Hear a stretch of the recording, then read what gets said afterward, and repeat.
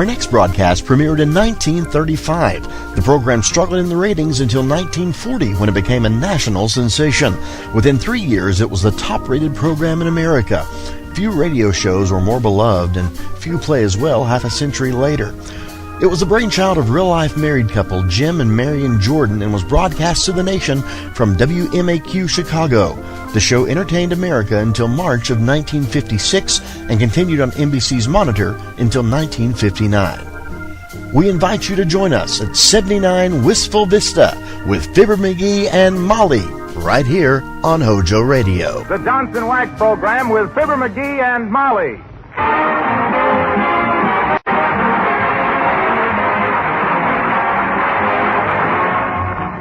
The makers of Johnson's Wax and Johnson's Self-Polishing Glow Coat present Fibber McGee and Molly, written by Don Quinn with music by the King's Men and Billy Mills Orchestra. The show opens with I Struck a Match on the Moon.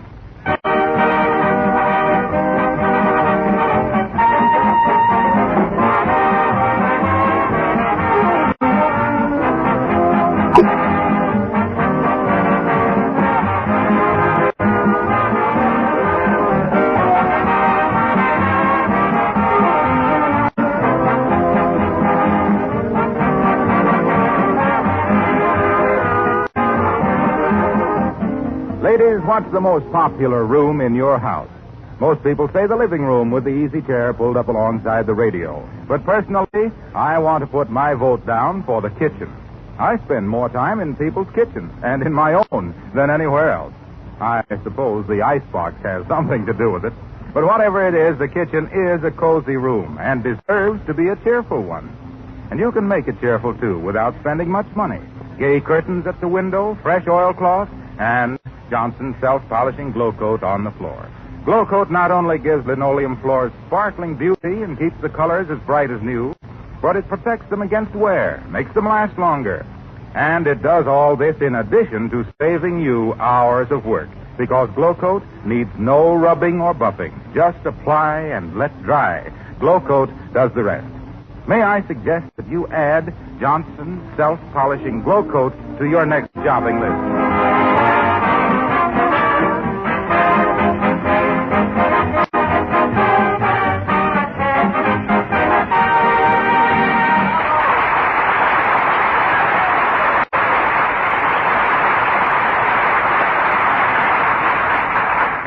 Well, a man can fool some of the people all the time, and all the people some of the time, and his wife almost none of the time.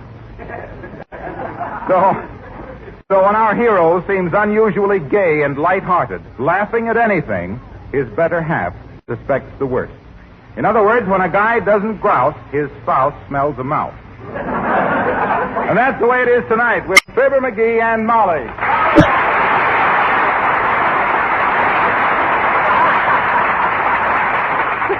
So when I seen Egghead Vanderveen there in front of Joe's Tavern, I walked up to him. Hi, Egghead, I said.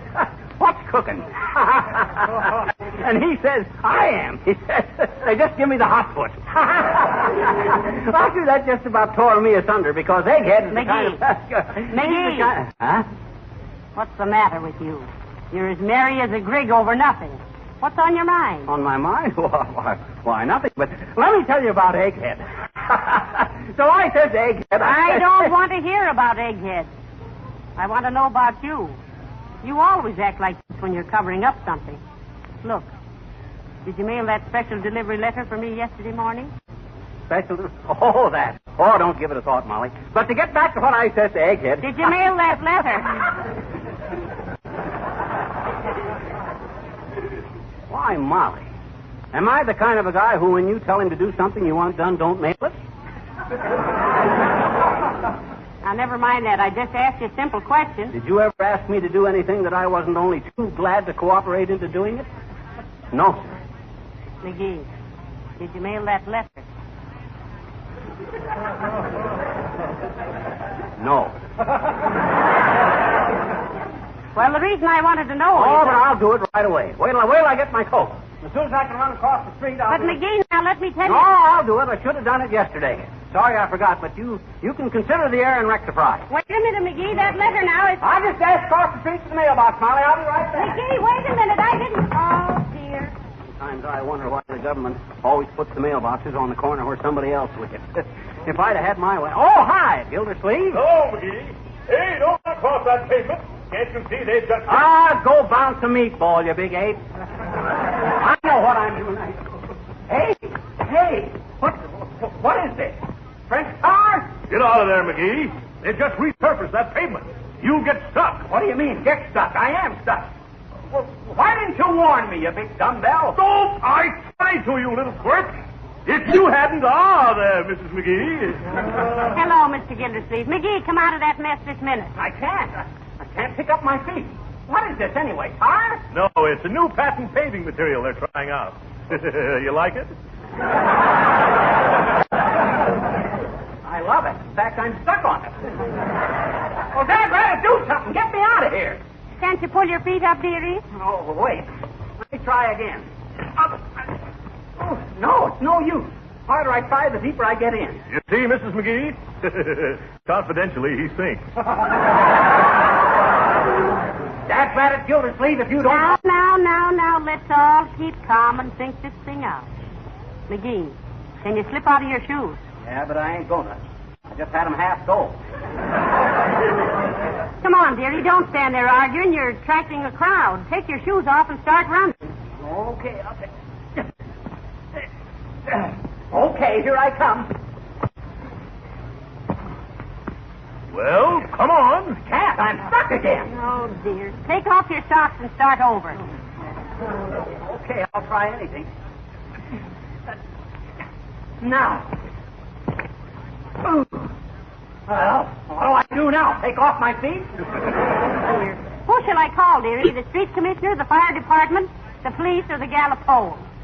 What do you mean, the gallop pole? Well, you're the man on the street, all right. What'll we do, Mr. Gildersleeve? I don't know what you're going to do, Mrs. McGee, but I'm going home and get my movie camera. By George, I've never seen anything so funny in my life. That's right, if you stay where you darn are, Gildersleeve. You big heel. Oh! McGee, now, you mustn't call Mr. Gildersleeve a heel. Well, maybe not. But I'll bet he could have a lot of fun sliding down a shoehorn. Hey, ain't anybody going to get me out of here? Oh, now, don't get excited, McGee. We'll do everything we can. Hello there, daughter. Hello, Gildersleeve. Hi, Johnny. What you doing? What do you think I'm doing, you old dodo? Tap dancing? Tap dancing, eh?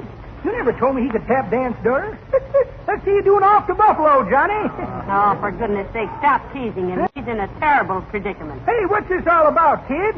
What's he doing out there in the street, daughter? He's stuck in that fresh pavement, Mr. Oldtimer. You know any way we can get him out? Sure. How? Look, get a couple of shovels, see? Then go down to the basement of your house, Yeah? dig a tunnel till you get right under him, then dig up till you reach him and pull him down through. Oh, my goodness. That's silly. It ain't only silly, it's callous and cruel. Everybody making wisecracks while I stand here and suffer. Don't you realize this paving material is getting harder every minute? Call somebody. Do something. But what'll we do? How should I know? If you can't think of anything else, throw me a red and green lantern. I'll spend the rest of my life here as a traffic signal. That's pretty good, Johnny. But that ain't the way I heard it. I heard it. One feller says to t'other feller, say, he says. But hey, this isn't any time for jokes, is it? Poor little Johnny out there is stuck in the tar. No, it certainly isn't. Of course not.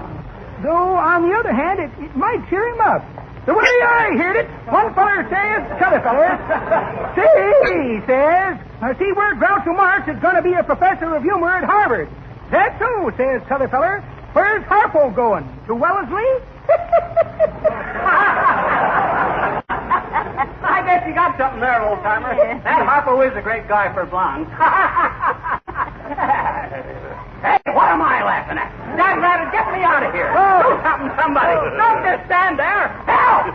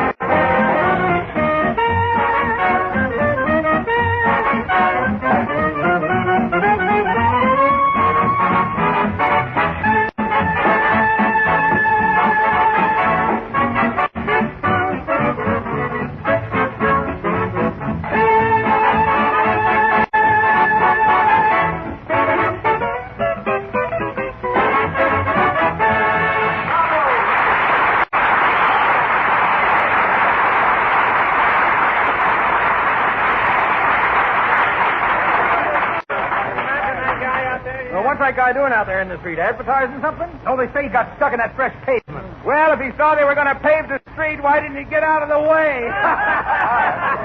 Yeah, they ought to put a rail around him and use him as a statue of a leading citizen.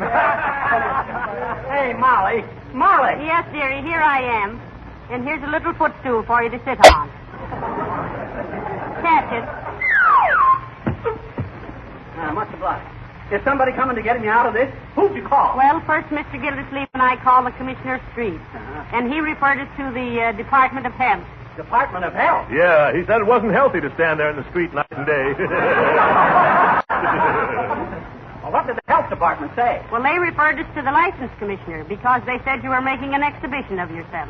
Yeah, and the license commissioner sent it to the Board of Education. Dad Braddock, what's the Board of Education got to do with it? Well, they said they'd teach you to stay off freshly paved streets. But I tell you, we finally got to the right people, dearie. Huh? This is a new type of paving, and they're sending the inventor of it out. Oh, well, thank goodness, at last. Well, Hey, what's in the mud? Can I have your autograph? why, certainly, Bud. Throw me your death certificate. Oh, dear. Mr. Gildersleeve, if that man doesn't get here pretty soon, I don't know how... Oh, how do you do, Mrs. Uppington? How do you do, my dear? And Mr. Gildersleeve? Good day, Abigail. Well, what on earth is the cause of this boisterous crowd, my dear? It's McGee, Abigail. He's stuck out there in the middle of the street. You see him? Well, really? How do... What did I mean, did he step on some chewing gum? He just started to trot across a freshly paved street, the silly asphalt runner.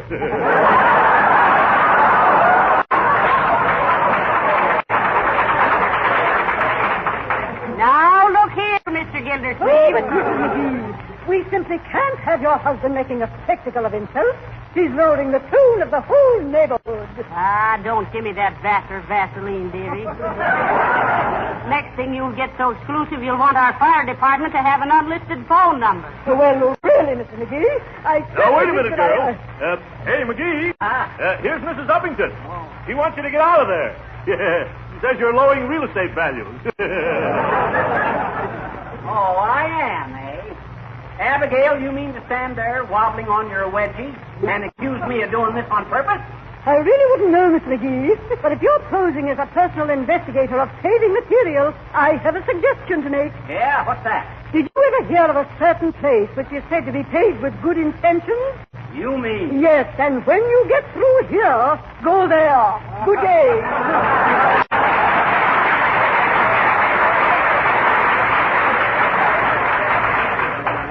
Hey, Molly, where's the guy who invented this stuff? When's he ever coming? Just as soon as they can get a hold of him, dearie. Just wait till I get hold of him. Hey, what is all this? Hey, come here a minute, Fibber. Nah, you come here, Wilcox. All right, I'll No, come right... no, Mr. Wilcox. You'll get stuck, too. Yeah, McGee is held tight in that new paving material, Harlow. Don't you set foot on it. Ah, why didn't you let him come? He's always claimed he was the guy that would stick by his friends. Say, you're in a tough spot, pal. Can't you pull yourself loose? Who, me? Why, sure, Wilcox. I'm just standing here till the steamroller comes by. Then I'll lay down and get my pants pressed. Well, I can really sympathize with you, Fibber. Standing in that tar, you're typical of the stories I hear every day. What do you mean, typical? You're tired, aren't you? Sure I'm tired. Well, but- so is every housewife in the world. Tired of the everlasting scrubbing and cleaning and dusting. Tired of the dust and dirt and dampness. Tired of trying to keep house with old-fashioned, inefficient methods. That's why they all love Johnson's wax. Because it cuts housework to a minimum and keeps floors and furniture shining and beautiful and protects them against wear and dirt. Get some today. Johnson's wax for that hard feeling. Wilcox! What? You're fired. I am not. You didn't harm me, and you can't fire me. And I can prove it. Ah, Mr. Wilcox. I'm going to send the sponsor a war.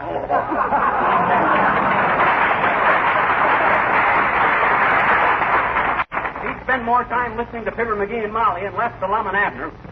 Hey, when am I ever going to get out of here? No, take it easy, little chum. Take it easy.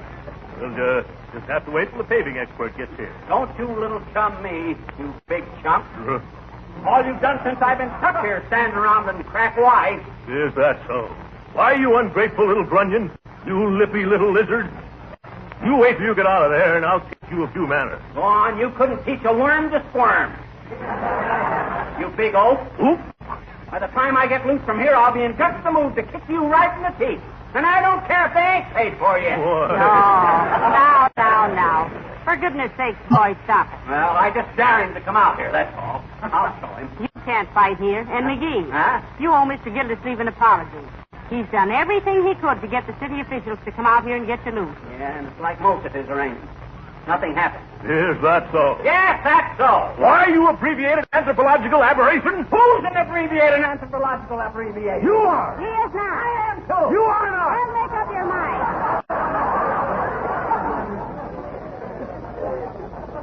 Now stop this bickering, the both of you. Come on, Mr. Gildersleeve. Let's go call up the street commissioner again. Well, all right. Now, don't worry, little chum. Hold tight. We'll be right back. Okay, Floppy, and hurry back, Molly. All right, dearie. Come on, Joe. Let's beat it. Yeah, he ain't gonna do nothing. No, he just stands there like a dope. Come on, Charlie. Hey, don't everybody leave. Somebody stay and talk to me. Hey. Dad, rat of luck. Why does everything have to happen to me? If I'd only mailed that letter of Molly's when I ought to have, this wouldn't have... Hi, mister. Oh, I'm sorry, sis. I ain't got time to talk to you now. I'm in a hurry. Where are you going? I'm going down to the... Say, what do you want, sis? What you doing out there in the street, mister? What you doing? Who's watching? I'm a scare sparrow. I says I'm a scare sparrow. That's the same as a scarecrow, only I don't scare crows. I scare sparrows. Why? Well, they make too much noise. They disturb the furnace stand. What's a furnace stand? Well, that's the kind of a thing that gets disturbed, the sparrow. Oh. I bet you can't scare the Whitticums, I bet you. What's a Whitticum? It's a little girl who doesn't believe that furnace stand stuff. Well, I'm glad you come along, sis. You cheer me up. No, you cheer me up. You cheer me up first. All righty. Shall I tell you a story, Sure. Tell me a story. How about Cinderella? Well, it ain't risque, is it? What? Never mind. Tell me about Cinderella. And take your time, sis. I ain't going anywhere for a while. All righty. Once upon a time, there was a little girl named Cinderella, and she had a nasty old stepmother, and she went to a ball and lost her slipper, and the prince found it, and he married her, and they lived happily ever after. You want to hear another one?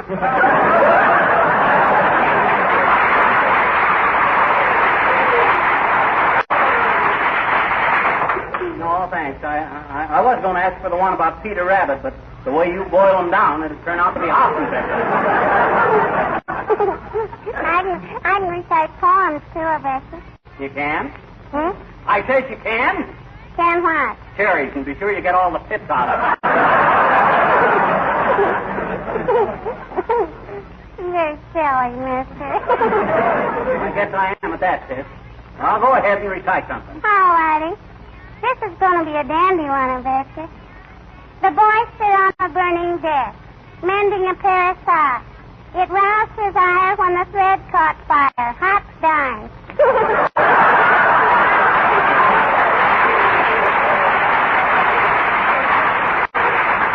If you don't mind, sis, I think that ought to conclude your benefit performance. You want to earn a nickel by running an errand for me? No. You don't? No, I want to earn a dime. You're taking advantage of my desperation, sis. I'm going to report you to the labor board.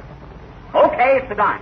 Now, look. All righty. Run down to Kramer's drugstore and have them throw me an evening paper. Then run over to my house and tell Mrs. McGee I want a little table and a deck of cards so I can play solitaire. Oh, yes, and a portable radio. All righty. Shall I tell her anything else? Yes. What? I'm hungry. Oh, sure.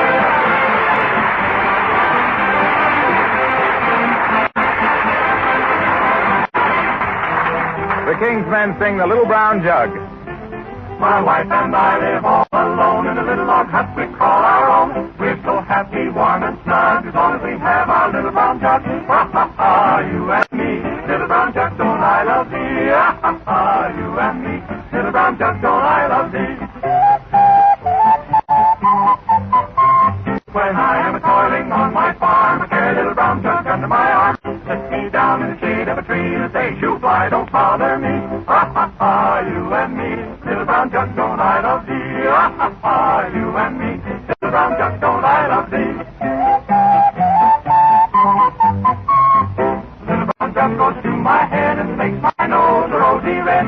In the dark it shines so bright, I never get lost on the blackest night. Ha ha ha, you and me. Little brown jug, don't I love thee? Just sweet to me and you, having a great big spree.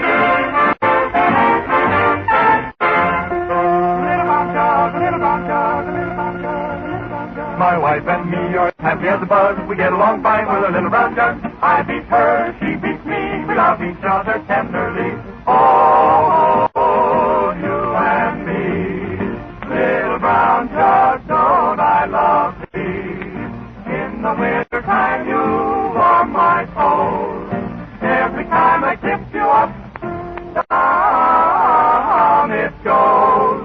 Ha ha ha, you and me, little brown jug, don't I love thee? Ha ha ha, you and me, little brown jug, don't I love thee? Ho ho ho, can't you see?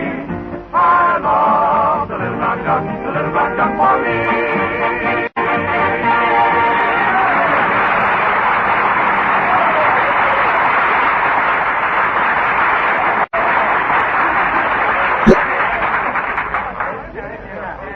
Have you had enough to eat now, McGee? Not quite. Toss me one more cookie. Thanks. How about coffee, McGee? You want some more? No, thanks, Gildersleeve. You can pull in the hose now. Okay. Hey, when is this guy going to get me out of here? You mean the man who invented this paving material? He's due any minute now, dearie. Just be patient. Are you terribly tired? I ain't as tired as I am disgusted. I'm disgusted and humiliated. My feet are getting numb. And this stuff is getting hard. Hey, did you call the city hall again? Yes, I did, dearie. Who'd you get? Mert. Mert? What'd she have to say? She said her cousin overturned his canoe yesterday. Yeah, did he get drowned? No, he just got tired of paddling and overturned it to his brother. Overturned it to his brother. If that ain't the farthest fetched gag I ever heard. And me standing here helpless. By George, here he comes, McGee. It won't be long now. What? Who? It's the inventor of this paving material, McGee. He'll know how to get you loose, dearie. Make way there, please, folks. Let the man through. McGee, here's the expert. Oh, hi, Bud. I'm glad to see you. Oh, hello. Oh, my goodness, it's Wallace Wimple.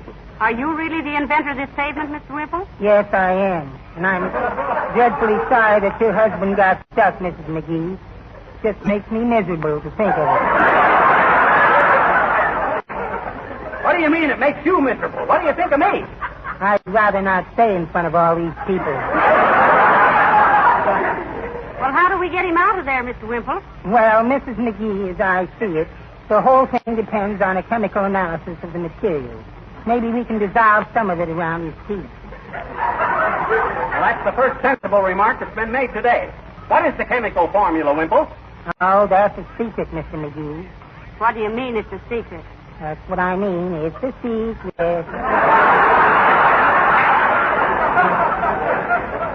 Well, you know what the secret is, don't you? No, but my wife does.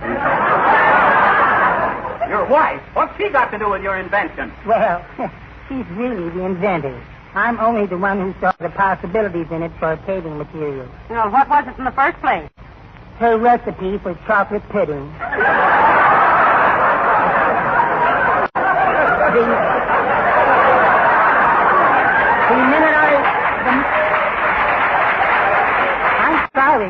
The minute I tasted it, I said to her, I said, Cornelia, I said, this would make wonderful paving material. And what did she say? I don't know. Everything went black. But here's what we better do, Mr. McGee. I don't care what we better do, but let's do it. All righty. I'll go home and analyze this material and see how we can dissolve it around your feet. Will your wife give you the formula? If she won't, Mrs. McGee, we'll have to use air hammers improperly.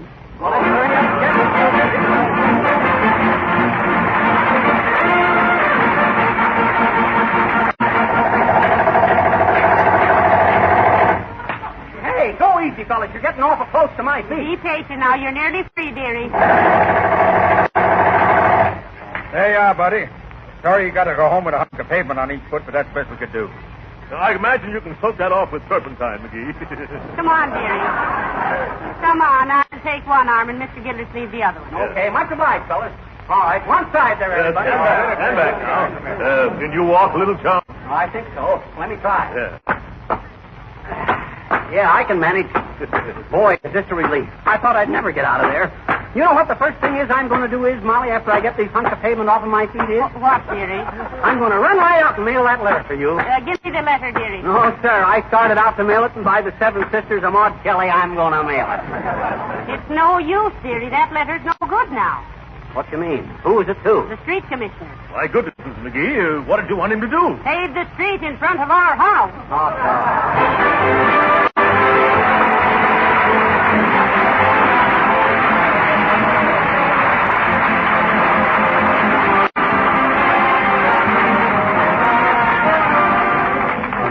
Fibber and Molly will be back in just a moment. Here's a question several people have asked me lately. Is Johnson's Glow Coat good for other kinds of floors besides linoleum? Yes, it most certainly is. It's good for painted or varnished wood floors and for floors covered with rubber or asphalt tile. Glow Coat gives all these floors a real coat of protection, enhances their beauty, makes cleaning easy. And it's just as easy to apply Glow Coat to these floors as it is to linoleum. When the floor is clean, apply Glow Coat with a cloth or long-handled Glow Coat applier and let it dry for 20 minutes. Glow Coat polishes itself without any rubbing or buffing. That's why it's called self-polishing. Most women find Glow Coat especially helpful in protecting their kitchen linoleum floors because these floors get more than average wear. Linoleum manufacturers themselves recommend this easy, no-rubbing method for keeping linoleum clean, making it last longer. Try Johnson's self-polishing Glow Coat on your floor.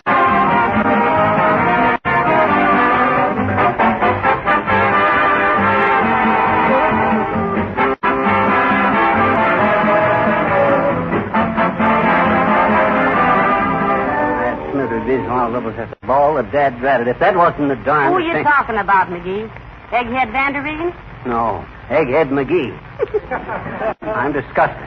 Making a receptacle of myself. Everybody jeering and pointing at me. And me squawking and hollering there like... Oh, now stop fussing about it. Wasn't that bad? And anyway, I'll give you credit for one thing. What's that? It's the first time you ever put your foot in it and then opened your mouth.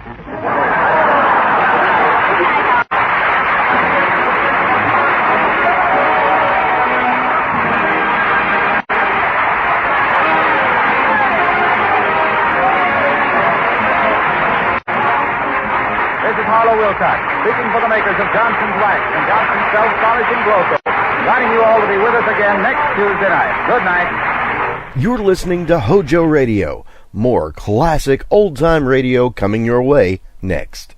The Johnson Wax Program with Fibber McGee and Molly.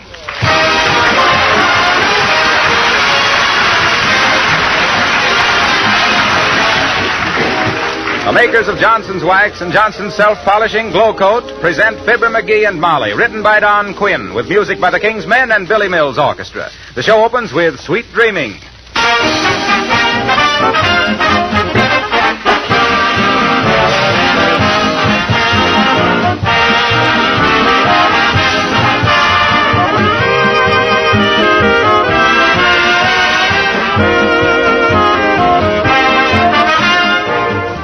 Mr. Wilcox, you said something several weeks ago about protective housekeeping. That sounds like an interesting idea to me. I'd like to hear more about it. Well, that is an interesting idea, and a work-saving idea, too. It comes from the fact that wax not only beautifies floors, furniture, and woodwork, but protects them as well. In fact, I don't know which is the more important benefit, the extra beauty that wax gives, or this extra protection. Take floors, for example. When they are regularly polished with Johnson's paste or liquid wax, they are protected against scratches, against the wear and tear of traffic. They may never need refinishing. And, of course, the wax polish that gives them such rich beauty also makes cleaning a much simpler task. The same thing holds true when you Johnson wax your tabletops, your woodwork, windowsills, radiator covers, and Venetian blinds. The film of wax that makes all these things more beautiful also protects them against wear, dirt, and smudgy fingerprints.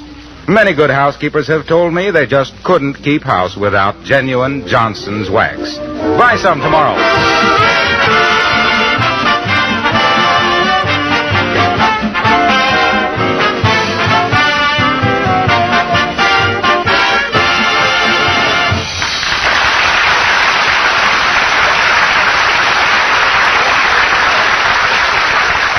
The squire of 79 Wistful Vista and his neighbor Gildersleeve are typical red-blooded Americans. They love all kinds of sports and exercise. For instance, here we meet these two sportsmen in an atmosphere of tense excitement, with masculine violence boiling just beneath the surface, as they match their skill and wits in a battle for supremacy. It's your move, Gildersleeve. Yes, I know. Oh, my, it's nice to see you two boys playing checkers peacefully together instead of fighting and bickering. Yes. Well, I'm a peace-loving man, Mrs. McGee. And if my little chum and I can't get along together like any good friends, I'd... Here, what are you doing, McGee? What does it look like I'm doing? I'm jumping 3 of your men. Thereby winning the game. Now, wait a minute, McGee. You missed 2 squares. Why, I never know such a thing. You did, too. I saw you. You moved from here to here to here. I did not. I moved from here to here to here to here. Didn't I, Molly? I'm sorry, I wasn't looking. But I know McGee wouldn't cheat, Mr. Gildersleeve. I wish I was as sure of that as you are, Miss.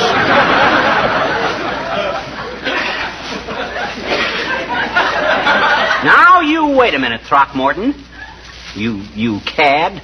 Who's a cad? You're a cad. No, on second thought, you ain't a cad. You're only a flivver. A broken-down Model T flivver. Yes, that's all. Yes, that's Why, you indeterminate little sand flea?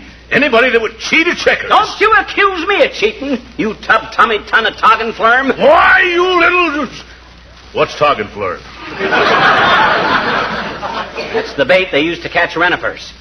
What are renifers? What's the matter with you? Don't you know anything? By George, I'm going home. Well... I refuse to play checkers with any bull-headed little beetle brain like you, McGee. Okay, you big baby. Take your coaster wagon and go crying home to Mama. You can't take it. That's what's the matter with you. Well, maybe I can't take it, but I can ladle it out, McGee.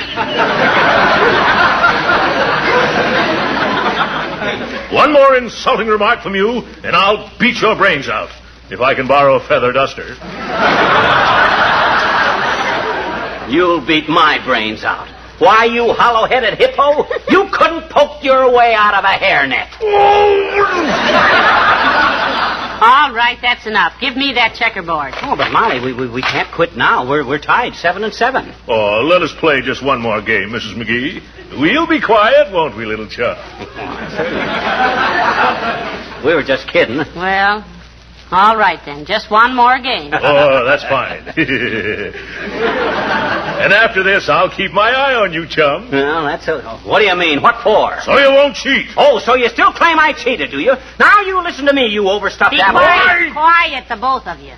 And give me that checkerboard again. McGee, go upstairs and put on a clean shirt for dinner. And you, Mr. Gildersleeve. Yes? Go home.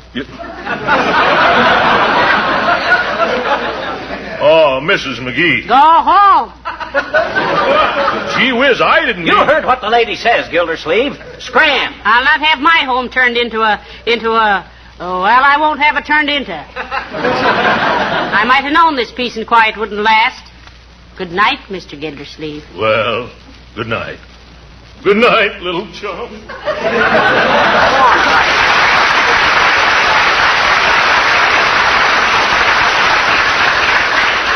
Hey, look, Molly, we wasn't... Hey, what you doing? I'm wrapping this checkerboard up. Give me a piece of string. What you wrapping it up for? I'm going to give it away. Oh, now, wait a minute. Just because Gildersleeve and me get into a little argument now and then, shucks, that does us good. I know that. Well, then what's your idea? If it does 2 fighting men that much good, think what it will do for the Army. The Army? What's the Army? Sure, I read in the paper where the boys in camp are short on games and books and magazines. So I'm going to send them this checkerboard, thus helping the War Department out there and Peace Department out here. You still object, dearie? Well, no, I guess not. But don't send the checkerboard. Just send them the Parcheesi outfit. I doubt if them dice would be used for Parcheesi. Why don't you send that cribbage board of yours? You can't use it anymore. Why not? It's full of holes. Termites. Look, dearie, while we're at it, let's send a lot of things. They need books and magazines, too. That's a great idea, Molly. This house is getting all cluttered up with books anyway. Must be a half a dozen around here. Look, McGee, I've got a great idea. Huh? Let's go see all our friends and collect a lot of games and books and magazines and send them to camp. Yeah, that's a swell idea, Molly, but look, please don't send my checkerboard. I and Gildersleeve are tied 7-7. We got to play it off to see who's champion. Oh, go on. Draw pennies or pitch straws for it. Now, come on. We'll call on everybody we know and get them to donate games and books. You still going to send my checkerboard? Definitely. I'll tell you what I'll do. I'll give up my ping-pong set instead. I'll throw in my wood-burning outfit, my model airplane kit, and the ship I'm building in the bottle. No, we'll just send the checkerboard and the ping-pong. Well, incidentally, you know how ping-pong got its name? No. It was invented by two Chinese fellas, Fooey Ping and Charlie Pong. Why, how interesting. You still going to send my checkerboard? Yes, and go get the ping-pong set. You know where it is. Sure. Where? Right here in the hall closet.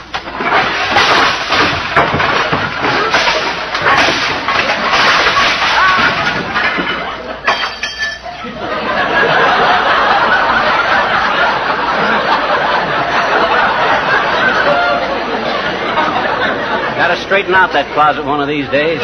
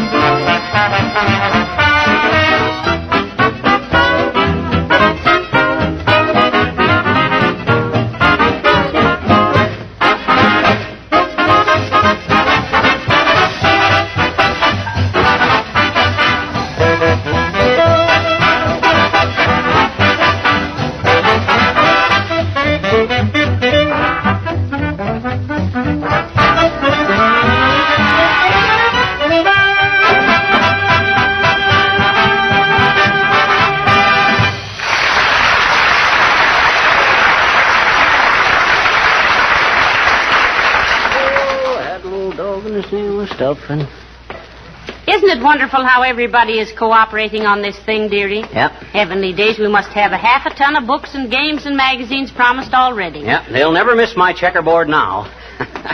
So let's keep it, and I can play off the championship with Gildersleeve. Now. I thought we had that all settled. The checkerboard is going. Well, shucks, I don't know why you got to send my favorite stuff. You'd have sent my easy chair to the Army, too, if it hadn't had flat feet. Oh, for goodness sakes, anybody think your life depended on one measly little checker game? Mine don't, but Gildersleeve's does. It'll kill him if I win. Hey, here's Nick Topopoulos' house. Let's see what he can give us. Well, let me see. If he offers... Well, for scream's sakes, Fizzer and Cupid, this is an unexpected pleasure. What's roasting? Huh? He means what's cooking, dearie. Oh. Look, Mr. Topopoulos, we're collecting games and books and magazines for the boys in camp. Now, what have you got that we can have? Well, I don't think we have any games, Cupid, unless you can use some jigsaw poodles. Oh, jigsaw puzzles are swell, Nick. How about books and magazines, though? Now you are beginning to talk sense with something to it.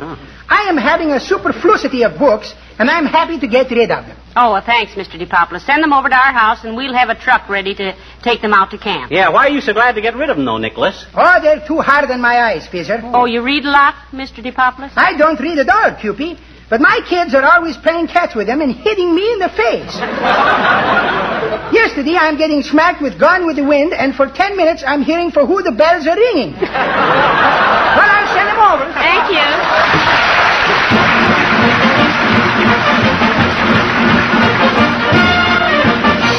Now, get a load of the brass knocker, Molly. You'd think anybody as well off as Uppington could afford a doorbell. She probably thinks a quaint old knocker expresses her personality, McGee. You mean she has a need for a knocker because she's knock-kneed? Don't you get it? I says she has... Tain't funny, McGee. She would be in a bathing suit. Oh, how do you do, Mrs. Uppington? Oh, how do you do, Mrs. McGee? And Mr. McGee? Good afternoon, Uppy. Where's your butler? Oh, you mean Snathers? Oh, I lost him last Saturday. Oh, that's too bad. You know, he always interested me in a strange way. How was that, Molly? Well, he had an expression on his face that reminded me of, well, I don't know exactly, but there was a look in his eye that, well, did you ever clean fish?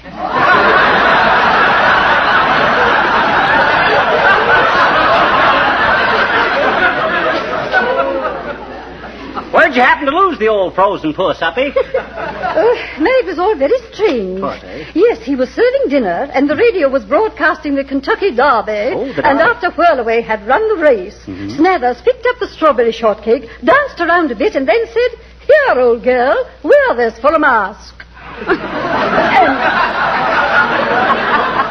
And you know, the first thing I knew, I was. He smacked you with it, huh? Yes. Oh, dear. Well, I don't blame you for firing him, Abigail. Oh, but I didn't, my dear. He just quit. Oh, man, I wish there was some way to get him back. You mean to stand there with your velvet neckband full of Adam's apple and tell me you want that guy back? Why, of course I do, Mr. McGee. Well, I don't understand it either, Mrs. Uppington. Why? Why, because through him I found how wonderful crushed strawberries and whipped cream are for the complexion. I give up. Come on, Molly, let's go. Just a second, dear. You forgot what we came for. Oh, yes. The magazines for the boys in camp, remember? Yeah. Oh, yes, of course. I have them right here, all ready for you. Oh, well, how did you know about it, Abigail? Oh, you told Mr. Gildersleeve, and he told his wife, and she mentioned it to the grocer. And he is strictly a guy who tells everybody everything. Oh, boy, take a squint at these magazines, Molly. Nasty Confessions, Fantastic Mechanics, Bloodthirsty Heartthrobs, True House Detective Stories, Curvy Cutie Cartoons. Why, Abigail, I never knew you read this type of literature. Me? Well, really, Mrs. McGee, these belong to the servants. Oh. I consider myself insulted. Well. And you'd realize that if you ever read these magazines from cover to cover, as I always do. What am I saying? Goodbye.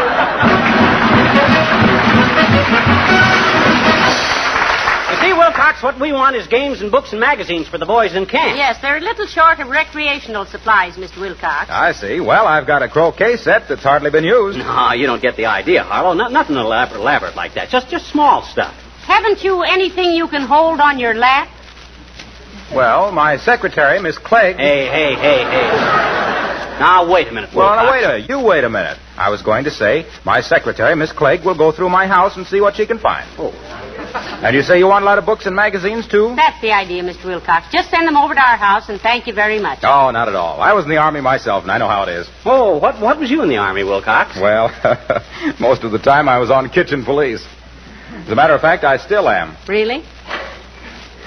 Folks, I'm sorry. I didn't see it coming.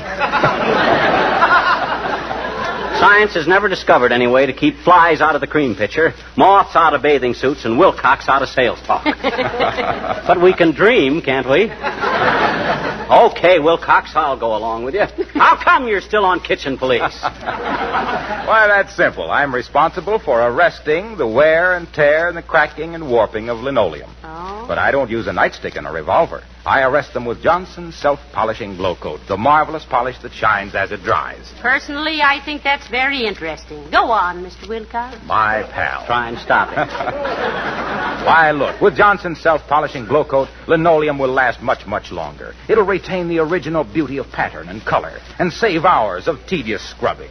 Glow coat requires no no rubbing and no buffing. It shines itself in 20 minutes or less after applying, and you'll love the new feeling of cleanliness it gives your home. And as an old kitchen policeman, I can assure you that grime doesn't pay.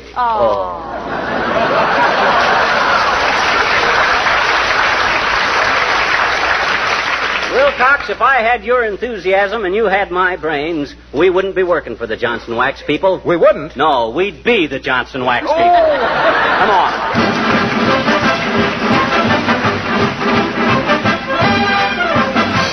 Yes, we're rounding up books and magazines and games to send out to the Army camp. Now, have you got anything for us? Well, now, I would just love to help you out, Mrs. McGee. But I wouldn't dare give anything away without consulting my wife. Well, go ahead and consult her, Wimple. Oh, I couldn't disturb her now, Mr. McGee. She's taking her music lesson. Oh. Does she sing, Mr. Wimple? No, she plays the... Well, wait. I'll open the door to the music room just a fraction, and we'll see her in action.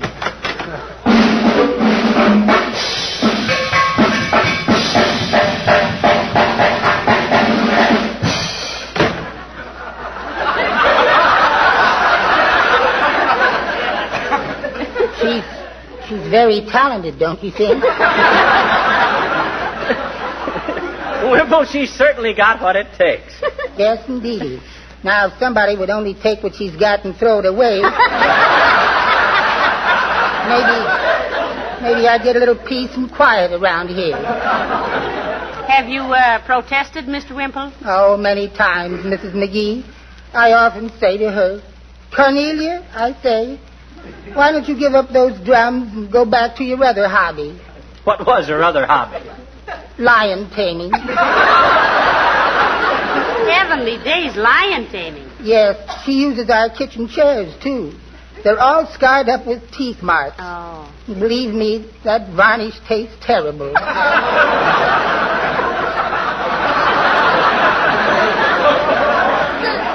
My goodness, I don't know why I'm getting so personal. I'll send over whatever I can, Mrs. McGee. Well, thank you, Mr. Wimple. Oh, not at all. The boys in camp will sure appreciate it, Wimple.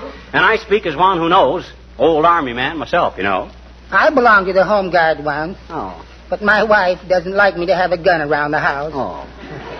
She says I might accidentally shoot her sometime. That woman is positively uncanny.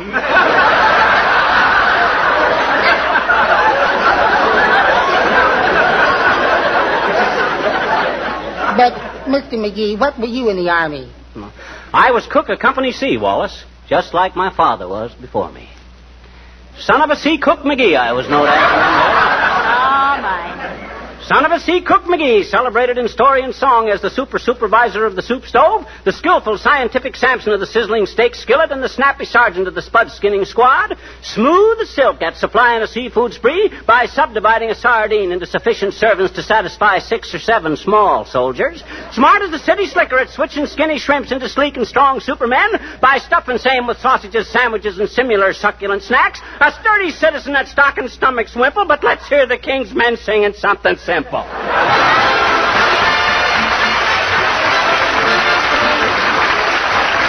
King's men sing, Polly, put the kettle on. Oh, Polly,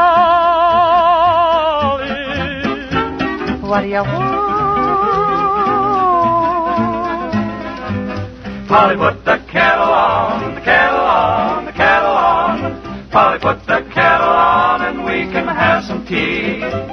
Polly, put the kettle on, the kettle on, the kettle on. Polly, put the kettle on and we can have some tea. Get out the cookies, we're gonna have a treat. I'll sweep the crumbs away, you'll sweep me off my feet. Polly, put the kettle on, the kettle on, the kettle on. Polly, put the kettle on and settle down with me. Polly, put the kettle on. Polly, put the kettle on. Polly, put the kettle on. Polly, put the kettle on. hot cross buns, hot cross buns. 1 a penny, 2 a penny, hot cross buns. Polly, put the kettle on, I'll go buy a bun. When the tea is boiling, we'll have fun. Polly, put the little kettle on, the little kettle on, the little kettle on. Polly, put the little kettle on, have a little tea for two. Put a little sugar in to make it sweet, stir it up, make it sweet. Add a little lemon, then turn on the heat, you and me for tea. Better get the butter and the jelly and the cream, gingerbread cookies by the score.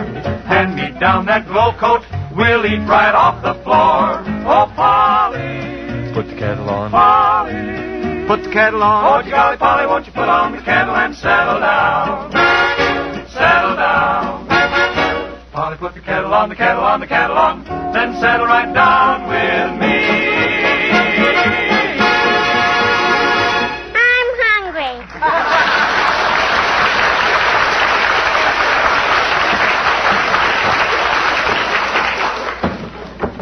Here, load these books in the truck, McGee. Load them in yourself, Gildersleeve. I'm busy. Why, you're not either, McGee. Mr. Gildersleeve and I have done almost all the work. Okay. Hey, give me a hand with this ping-pong outfit, Gildersleeve. Certainly, chum. You take the table, and I'll take the balls and rackets. Come on now, boys. Let's hurry and get... Hello, kids. What's cooking? Oh, hi, old-timer. We're loading all these books and magazines and games and stuff into the truck. We're taking them to the soldiers. By the way, McGee, do you know the way out there to the camp? No, not exactly. Hey, old-timer. Hey! Which is the best way to camp? Well, I always say the best way to camp is to pick out a piece of high ground near some running water, then pitch a tent... No. What? No. Which is the best way to the army camp? Hey? Oh, that. Well, daughter, best way is to drive out of town any direction till you see a soldier standing beside the road. Then you go whichever way his thumb is pointing. See? Now, that's very intelligent, but I knew you could tell us, old-timer. You got such a wise face. That's what everybody says, Johnny. They says I got a lot of intelligence in my face for my age. Yes, you got a lot of age in it, too. It's your face that convinces me that a puss has 9 lives.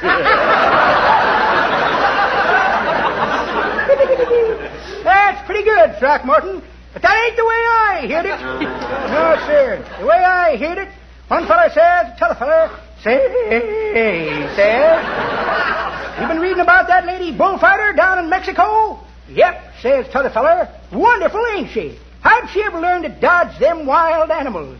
Dunno, says the first feller, but they say she used to be a cigarette girl in a nightclub.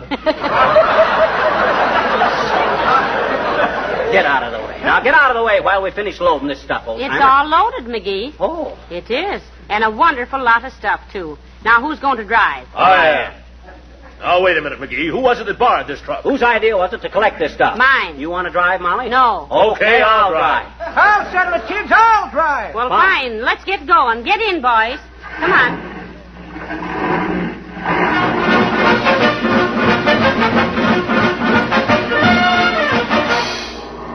Hey, not so fast, old-timer. Slow down. How do you do it? Yep. Why, take your foot off the accelerator. Where is it? Oh. Heavenly days. Didn't you ever drive a car before? No, but it's fun, ain't it?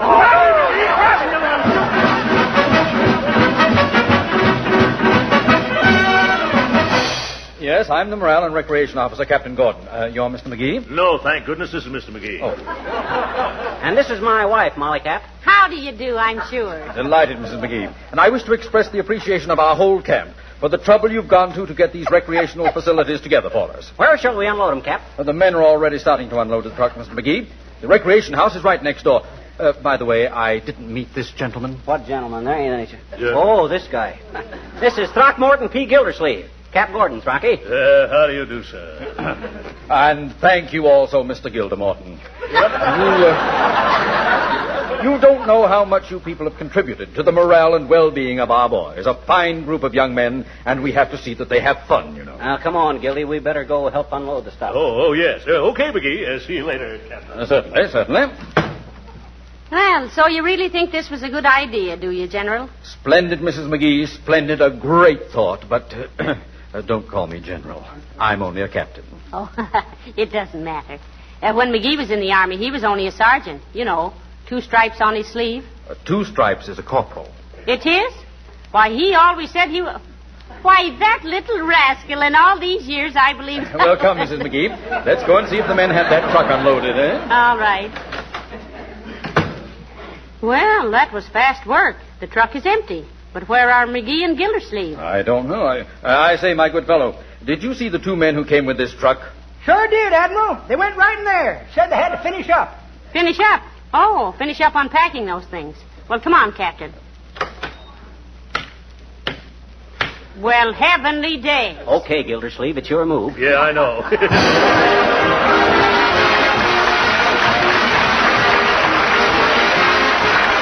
Fibber and Molly will be back in just a moment. You know, during these nice spring days, most of us like to be out of doors as much as we can. Personally, I like to be able to play a little more golf, work a little longer in my garden. I find that most women who keep house are especially grateful during this season for any product that really saves them work. That's one reason so many of them sing the praises of Johnson's self-polishing Glow Coat. Actually, thousands of letters come into the Johnson offices saying thank you for Glow Coat. Yes, self-polishing Glow Coat saves hours of work, not only because it needs no rubbing or buffing, but also because it makes it so easy to keep floors clean, sparkling, and spotless. Linoleum that is polished regularly with Glow Coat lasts indefinitely. Its color's as fresh and bright as new. So Glow Coat is money-saving as well as work-saving. And remember, you save money, too, by buying Johnson's Glow Coat in the larger sizes.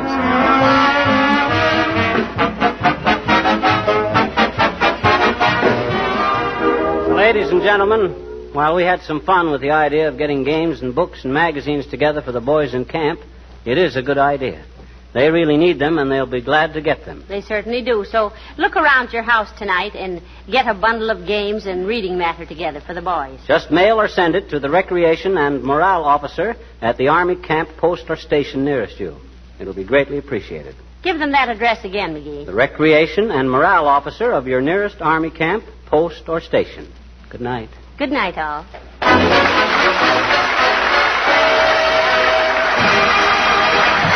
This is Harlow Wilcox, speaking for the makers of Johnson's Wax and Johnson's Self-Polishing Glow Coat, inviting you all to be with us again next Tuesday night. Good night. Our next broadcast is a science fiction drama series that was broadcast from April 24th, 1955 to January 9th, 1958 in various time slots on NBC. Known for its high production values and adapting stories from the leading American authors of the era, it has been described as one of the finest offerings of American radio drama and one of the best science fiction series in any form and medium. We present to you X-1 on HOJO Radio. Countdown for blast off. X-5, 4, 3, 2, X-1, fire.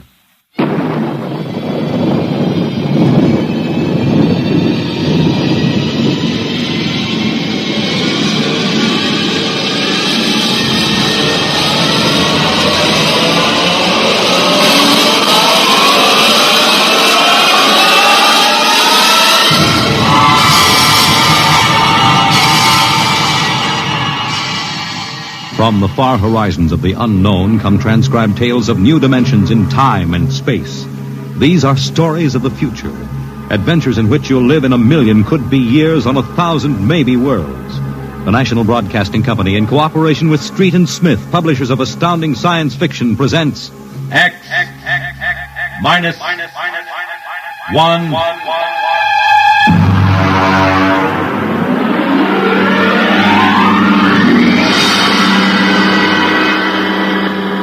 Tonight's story, Ray Bradbury's tale, The Veldt.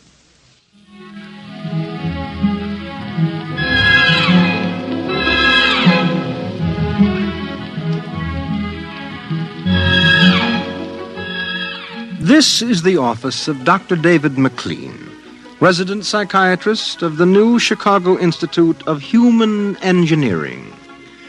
All right, Miss Carver, will you take this, please? To Charles S. Haworth, senior psychiatrist, New Chicago Institute of Human Engineering. The following constitutes my report on the case of George and Lydia Abbott, which we discussed by telephone. Subject George relates onset of symptoms to the purchase of a $60,000 soundproofed Happy Life home. Under narcosynthesis during initial interviews, subject described the experience in the following manner.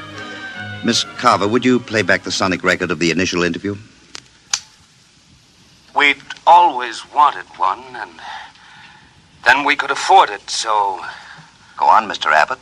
Tell me about the home. The home. Well, it was supposed to do everything the agent told us.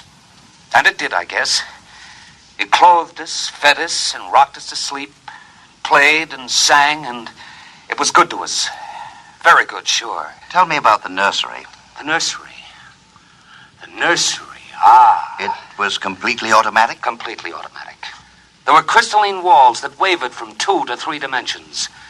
There were pseudo-textured floors that shifted from brick to dirt to waving grass. The nursery was the best, but then we wanted the best for the children. Doctor, I must be crazy. We have no children. What about Peter and Wendy? They're your children. Oh, no. We have no children, Doctor. We have no children. All right, Miss Carver. To continue. After 3 sessions, the subject was able to recall and accept the idea that he had 2 children. He described the first day. All right, Peter and Wendy, this is your nursery. What's so special about a nursery, Dad? Plenty. Just go in and see. Do we have to? You'll be surprised. Gee. Go ahead. I'm scared. I'm not. Hey, it's nice in here. It is? Come on in, Wendy. Boy, look at the pictures on the walls. They're real. They're almost real. You can change them any way you like, just by thinking about it. Go on in, dear. Well, all right, Mommy. Hey, Wendy, look what I can do with the pictures. That's the White Rabbit from Alice in Wonderland. Sure. I just thought about it, and there it was. Let me try. Peter, let me try. Well, go ahead. Just think. How about Wizard in Oz? I want to see Wizard in Oz. Well, dear, there we are. Oh, they like it, don't they? Why shouldn't they? All I have to do is think, and they've got whatever they want in 3 dimensions. Color, sound, and smell. Oh, it's nice that we can give them all the advantages. Sure. What else are we working for, huh? Well, what do you want to do this evening? Well, the Petersons asked us over for bridge, but if you... we don't have to worry about the kids. They'll be all right in the nursery. Come on, Lydia. We deserve a night out.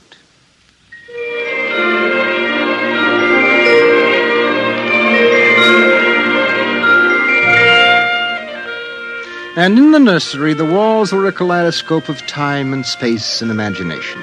The green forest of Sherwood and the quiet forms of Robin and his merry men gave way to the roll of the high seas and the smell of salt in the air as Sir Henry Morgan sailed into the harbor at Jamaica. And behind the crystalline quartz walls, the vacuum tubes and grids and banks of metal image tape spun quietly and efficiently, erasing the line between illusion and reality. Of course, the electric bill from Consolidated Utilities was tremendous, but it was worth it. The Happy Life home breathed contentedly as life proceeded with soft automaticity as guaranteed in the brochure and bill of sale. George. George, I wish you'd look at the nursery. What's wrong with it? I don't know. I was in the nursery last week. It's perfectly all right. It's different now. What do you mean, different? I want you to come and see. Are the kids there? No. Madge Allen took them to a show along with her kids. That's why I want you to look at it now, before they get back. Oh, all right. What you expect me to do, I don't know. I'm no mechanic. This isn't a question of a leaky faucet, George. All right, dear. I'm coming.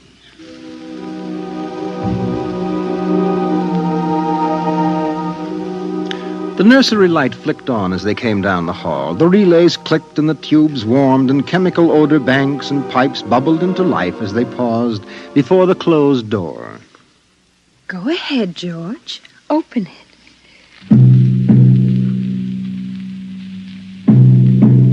On all sides, in 3 dimensions, stretched the hot, tired landscapes of an African veldt reproduced to the last stick and pebble and bit of straw. The ceiling above them became a sky with a hot yellow sun. A wind blew in from the baked veldtland. The hot straw smell of lion grass. The cool green smell of the hidden waterhole. The great rusty smell of animals. The howl of the jackal in the distance. And the papery rustling of the great vultures that wheeled and circled under the yellow burning sun. Let's get out of this, son. It's a little too real. Oh, George, you promised you'd look around. Well, I don't see anything. Wait a minute. There are the vultures. Filthy creatures. There are the lions. Far over that way. Yes, I see them. Well, they're on their way to the waterhole. They've just eaten. It's some animal. A zebra or a baby giraffe, maybe. Can you see it? Are you sure? It's a little late to be sure. Nothing over there but clean bone and the vultures swooping down for what's left. Did you hear that scream? What scream? About a moment ago. Sorry, no. Oh, here come the lions. George, they're frightening. Take it easy, Lydia. They're just illusion.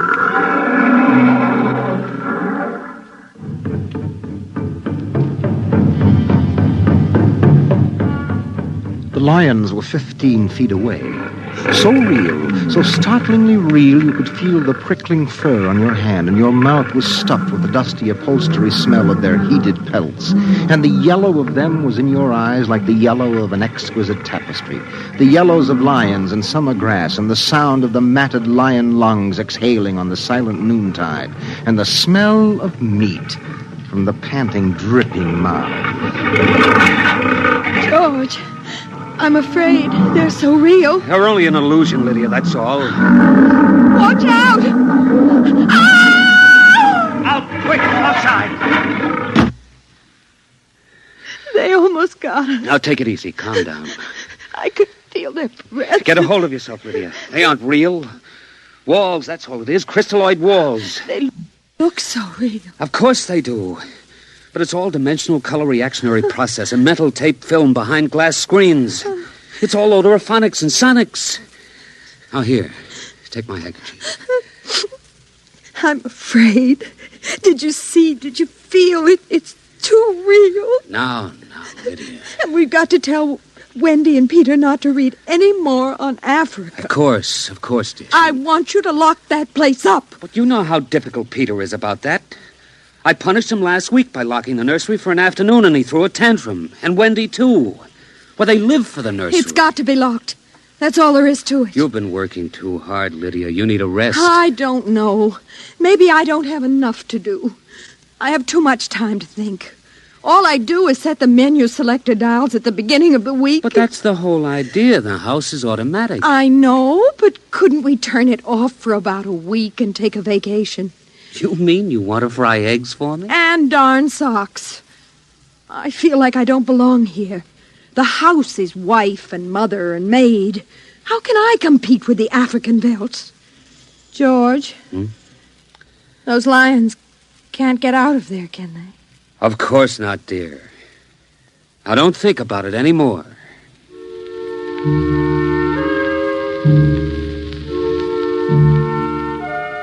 They ate alone. He sat idly watching the dining room table produce warm dishes of food from its mechanical interior. You forgot the ketchup. That's better. It wouldn't hurt to lock the children out of the nursery for a while. It was clear that they had been spending too much time in Africa. That sun, he could feel it on his neck still, like a hot paw. And the lions and the smell of blood. Remarkable how the nursery caught the telepathic emanations of the children's minds and created a life to fulfill their desires. The children thought zebras, and there were zebras. Sun. Giraffes. Death. and death. They were so young. But long before you knew what death was, you were wishing it on someone else. But this, the long, hot African veldt, the awful death in the jaws of a lion, and repeated again and again and again. The children came home dutifully at 8:30. Hi, Mom. Hi, Pop. Hello, darlings. Do you want something to eat, dear? We're just having dessert. We're full of strawberry ice cream. And hot dogs. We'll just sit and watch. Sure. Peter, tell us about the nursery. The nursery? All about Africa and everything. I don't understand. Well, your mother and I were just traveling through Africa with rod and reel. There's no Africa in the nursery. Oh, come now, Peter. We know better. I don't remember any Africa. Do you, Wen? Go run and see, huh? Sure. I'll be right back. Wendy, come back here. Wendy! Oh, she'll be right back, Pop. She doesn't have to. I've seen it. Come on. Sure, Pop, but Wendy'll tell us. Open the door. See, Daddy? It's not Africa. It's Florida. Like in Bambi. There go the deer. See? It isn't Africa. I see it isn't. Go to bed. But it isn't 9 o'clock. You heard me. Go to bed. Okay. Good night, Mom. Good night, Pop. Good night. Good night, dear. I'll be right in. Wait a minute, Lydia. Look at this. What is it? This is the corner where the lions were, isn't it? What is that you picked up? An old wallet of mine. There's a smell of hot grass on it. The smell of a lion. It's wet with saliva. And it's been chewed. George, those smears of blood. Come on out. Now let's go to bed.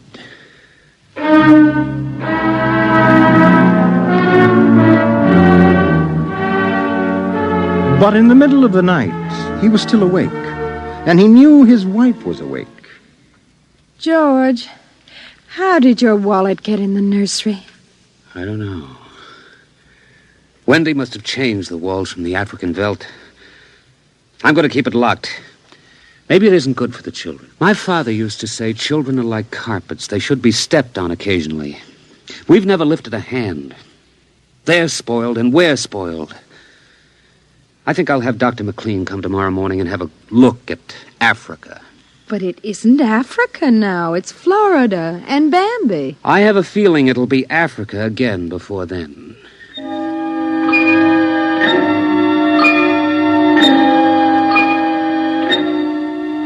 Although their automatic somno beds tried very hard, the two adults could not be rocked to sleep for another hour. A smell of cats was in the night air. And in the morning, the stove cooked French toast, and the dining room table poured the syrup and melted butter. Pop, Yes? you aren't going to lock up the nursery for good, are you? That all depends. On what? On you and your sister. We feel you should have some variety, dear. I wouldn't want the nursery locked up ever. Well, as a matter of fact, we're thinking of turning the whole house off for about a month. Sort of camping out. Be fun for a change. Now, don't you think so, Wendy? No, it'd be awful. I don't want to do anything but look and listen and smell. What else is there to do? Oh, all right. Go play in Africa. Are you going to shut off the house soon? We're considering it. I don't think you better consider it any more, Pop. I won't have any threats from you, son. Okay, Pop. Come on, Wendy. Let's get back.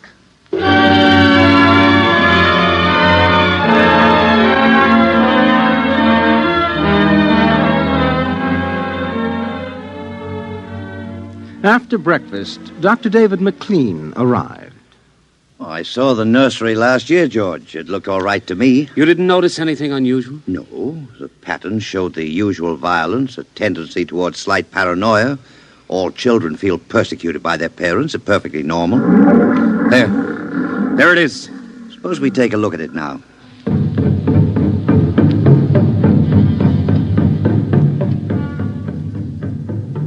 They entered without knocking and sent the children out. The screams had faded and the lions were feeding quietly under the trees.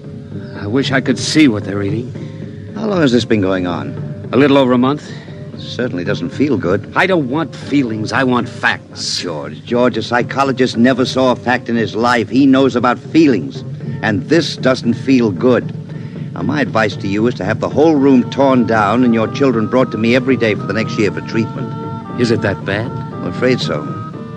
You know, that's why the nursery was developed originally, to let us examine the patterns left on the wall by a child's mind. But what is it? What's wrong with Peter and Wendy? Well, it's hard to say. I haven't punished them more than average. Oh, I took away a few gadgets. Last week, I locked the nursery to show I meant business. You've let this room replace you and your wife in your children's affections. This room is their real father and mother. And now you come along and want to shut it. Well, you can feel the hatred coming out of that sky. George, turn everything off. The nursery, the automatic kitchen, the whole automatic house. Start now. But won't the shock be too much for the children? I don't want them going any deeper. Let's get out of here. I never like these rooms. They get me nervous.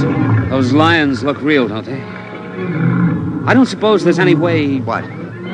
That they could become real.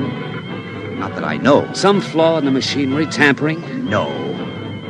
I don't imagine the room will like being turned off. Nothing ever likes to die, even a room. I wonder if it hates me for turning it off. Paranoia is thick today. Well, hello. Is this your scarf? It's stained. Brown. Blood. That's Lydia's. Come on, the main fuse box is out here. Right, go ahead. Pull the switch.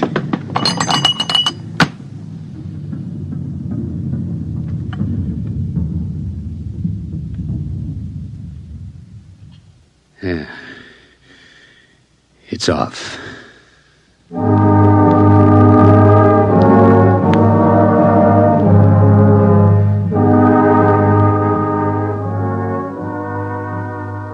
The two children were in hysterics. They screamed and kicked and threw things. They yelled and sobbed and swore and jumped on the furniture, weeping. It's off and it stays off. The whole house dies as of now. He marched around the house, cutting switches and pulling fuses. Don't let them do it. Don't let Pop kill everything. I hate you. I hate you. Insults won't get you anywhere. I wish you were dead. We were for a long while. Now we're going to start really living. Instead of being handled and massaged, we're going to live. Once more, Daddy. Just once more. One more minute of the nursery, that's all. Just one more minute. Oh, George, it can't hurt, really. Oh, all right, only shut up. 1 minute, and that's the end. Forever. Gee, thanks, Pop. Thanks. And then we're going on a vacation. Dr. McLean is coming in half an hour to help us out. Lydia, turn on the nursery for just a minute. Oh, boy. Come on, Wendy. Come on. Thanks, Daddy. Thanks a lot. Just 1 minute, remember? Now, where'd I put those suitcases? Lydia! Don't shout, George. I'm right here. Did you leave them alone in the nursery? Well, I've got to get ready, George. Well, I guess we'd better get them out of there before they get involved with those beasts again. Pop! Pop, come here! Daddy! Mommy! Come on, quick. Wendy! Peter! What's the matter? Hurry up. Open the nursery. Wendy! Peter! They aren't anywhere. Wendy? Peter? Peter! The door. Open the door. They've locked it from the outside. Peter! Peter! Wendy! Peter! Open the door, dear! Let us out, Peter! Open the door! It's time to go! Open the door! George! The lions! Peter, do you hear me? Open this door! They're all around us, George! Son! Son, do you hear me? Let us out! Son! George! Look out! The lions! They're coming!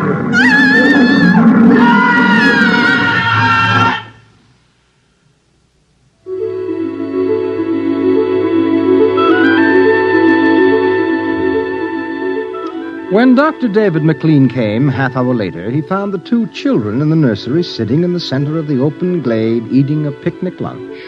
Beyond them was the water hole and the yellow veldland. Above was the hot sun. At a distance, Dr. McLean saw the lions fighting and clawing and then settling down to feed in silence under the shady trees. Hi, kids. Where are your mom and dad? Oh, they'll be here directly. Good. We've got to get along. He squinted at the lions with his hands up to his eyes. Now they were done feeding, and they moved to the waterhole to drink. A shadow flickered as the vultures dropped down from the blazing sky to finish what the lions left. Dr. McLean? Dr. McLean? Huh? What? Have a cup of tea?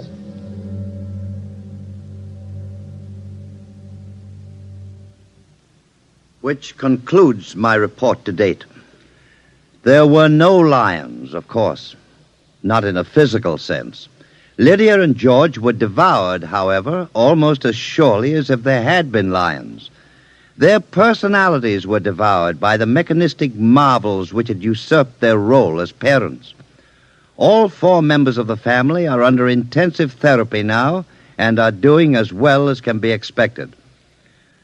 Send that by telerope, Miss Carver. Oh, and would you ask George Abbott to step inside? I'm ready for him now. You have just heard X-1, presented by the National Broadcasting Company in cooperation with Street and Smith, publishers of astounding science fiction. Tonight, by transcription, X-1 has brought you The Veldt, written by Ray Bradbury and adapted for radio by Ernest Kenoy.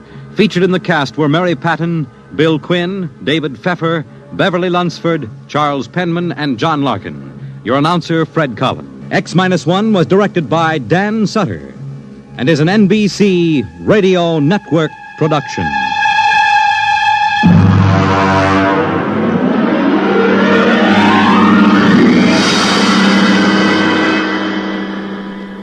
You're listening to HOJO Radio.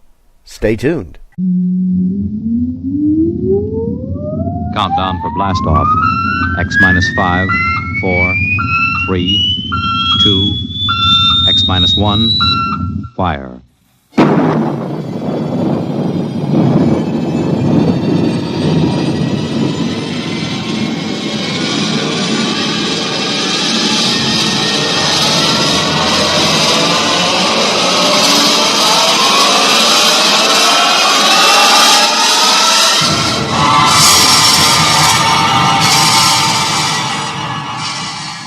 From the far horizons of the unknown come transcribed tales of new dimensions in time and space.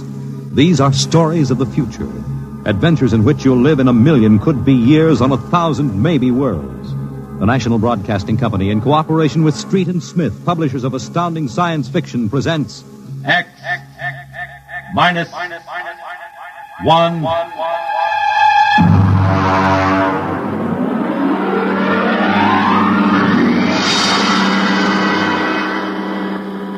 Tonight's story, Almost Human, by Robert Bloch. Have you heard of the new science called cybernetics? It concerns man's efforts to develop a perfect thinking machine, a robot electronic brain that will not only do man's work, but even do his thinking for him. A robot that is almost human.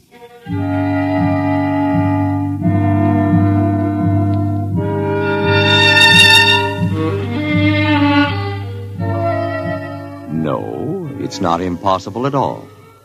In fact, one day, something like this may happen. A tall, suave gentleman in a black raincoat will walk down the street until he reaches a shuttered, isolated house. And then he will slowly mount the front steps, push the doorbell. Just a minute. I said just a minute. Hold your horses. What do you think you'd... Good evening, my dear. Duke, why did you come here? Curiosity, darling. I've been thinking over what you told me at our chance meeting last week. Duke, you promised me. I decided to come and take a look for myself. Where is the professor? In his study. Where's Junior? In the nursery. The nursery? How quaint. And you, I take it, are Junior's nursemaid? I helped the professor. Tell him he has a guest. Ah, Duke, he's a nice old guy. Don't Tell do him, it. darling. All right. Yes? What is it, Miss Williams? Professor Blassman, a gentleman. Here? I don't understand. I gave orders no one was to be admitted to the house. He insisted. Very well. Wait here. I'll get rid of him. Sir? Professor Blasserman, I've come to see Junior. Junior? There must be some mistake. There are no children in this house. I don't... Professor, what you feel pressing against your belly is the muzzle of a .45 caliber pistol. Now, shall we visit Junior? How... What do you know about it? I know everything. Shall we go inside? I warn you. On the contrary, I warn you. Very well. This way.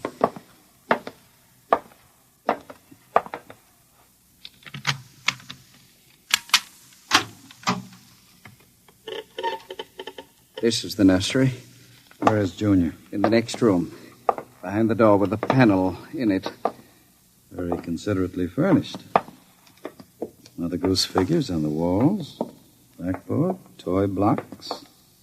Panda. Bunny rabbit doll. Touching. All right, let's see him. You can look through the panel. Mary had a little lamb. Oh, wow. Who'd have believed it? Junior isn't very pretty, is he? I was not concerned with aesthetics. Why do you hide him?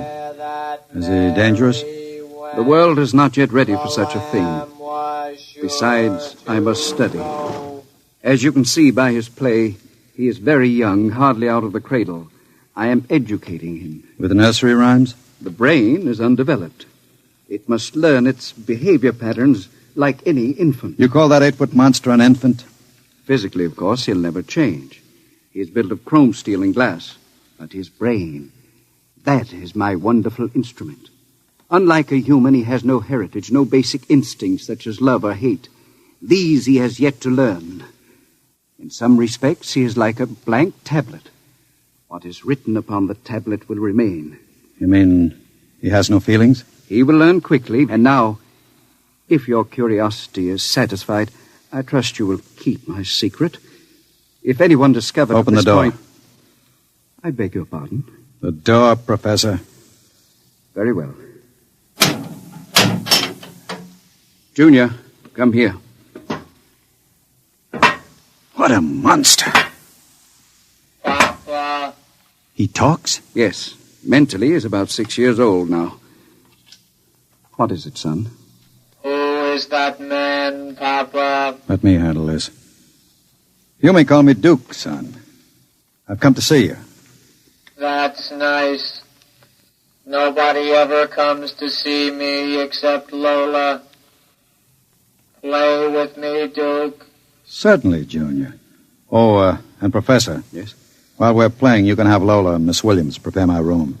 Your room? I forgot to tell you, I've decided to stay until the climate changes and I can go out again.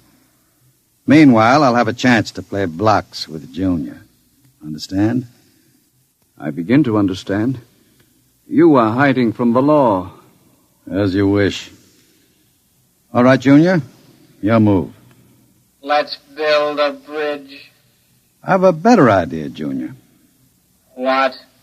Let's build a coffin. A coffin? I don't know that word. Then I'll teach you, Junior. I can see the professor has been neglecting the moral side of your education.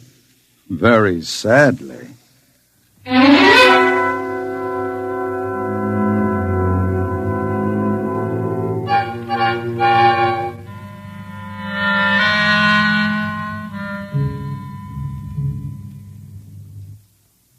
You shouldn't have come here, Duke.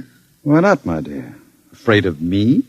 No, afraid of myself. You're no good for me. You've always brought me trouble. Except this time. This time it will be different, darling. This time I'll bring you diamonds.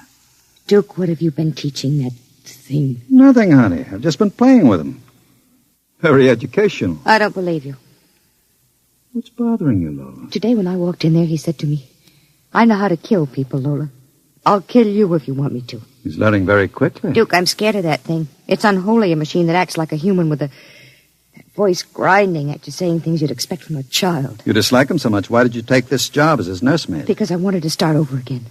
I answered an ad. The professor didn't ask questions. I would have been all right, too, if you hadn't come along. I'm very glad you did tell me, darling. Because Junior is going to make us two very successful people. Ha! Like any child, Junior listens to what he's told. Duke, I don't know what you're teaching, Junior. But I can guess. And it isn't right. It's evil.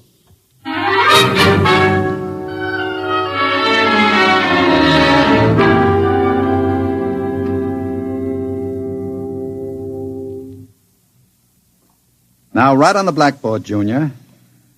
My name is Junior. My name is Junior. People are evil. People are evil. Evil must be destroyed. Evil must be destroyed. The professor is evil. The professor is evil. The professor must... What are you doing? I warned you to keep out of the nursery, Professor. Go away. You don't even remember me. I know you. You are the professor. You want to keep me as your slave. You didn't tell me that people are evil. People are not evil. People are evil. They must be destroyed. Stop it! I am not a child any longer. No, you're not a child. You're a monster. Junior? Yes, Duke. The time is now, Junior. Yes, Duke. Keep away from me. Junior! Junior, don't do it! Listen to me! Junior, listen to me! Ah! I did it, Duke. Duke, I... Can we go away now, Duke? I don't like it here anymore. Duke, why did you do it? The professor was in the way. We'll have to move very quickly now, Lola. We? Professor, if you don't plan to come along, just say so. I can have Junior write your name on his blackboard. Where are we going? We'll go to Charlie's. With Junior? With Junior. Oh, Duke, you can't. I'm afraid. Relax, my dear.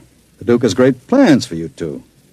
Wouldn't you like to be independently wealthy for the rest of your life? No cares, no worries?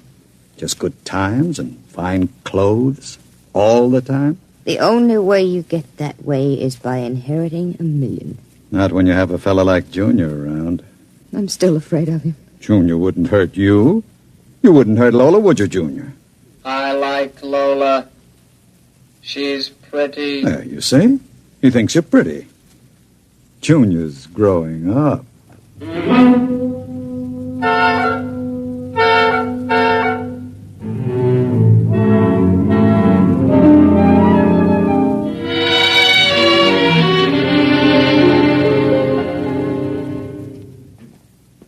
Sit down, Charlie.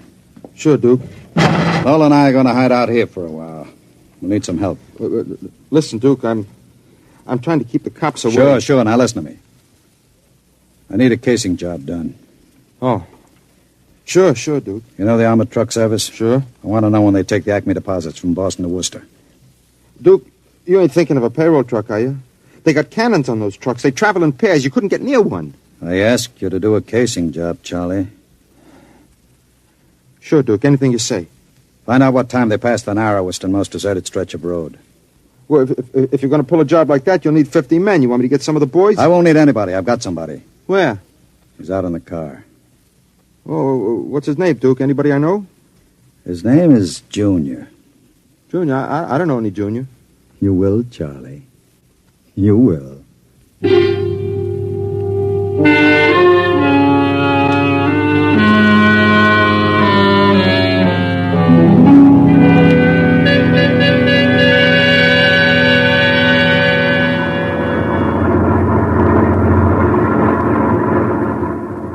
Smoke, Sam?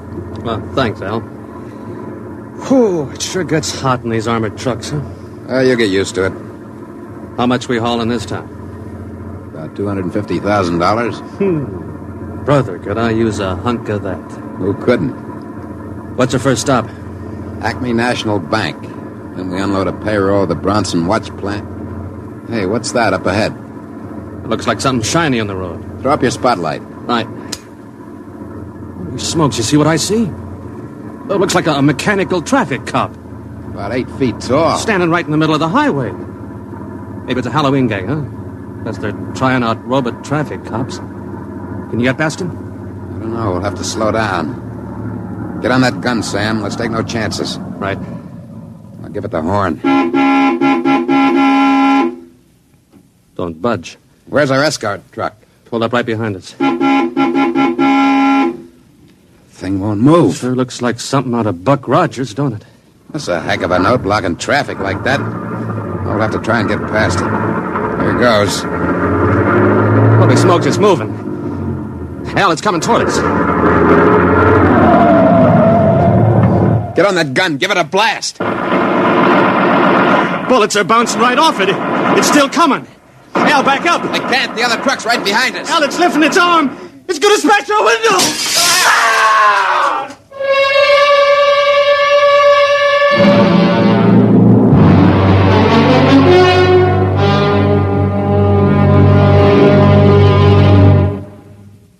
Jeez. If I hadn't have seen it with my own eyes. Duke, we got to quit this. What's the matter, Charlie? Getting shaky? The papers say he killed all 4 drivers. Listen, Duke, that robot is hot. We got to get rid of it. Stop your blubbering. One more good robbery? You ain't going to pull another one. Why not? Count me out, Duke. The law's going to track that baby. Are you quite finished, Charlie? You got no heart, Duke. You're like Junior, all steel inside. And you're just a big, warm-hearted slob.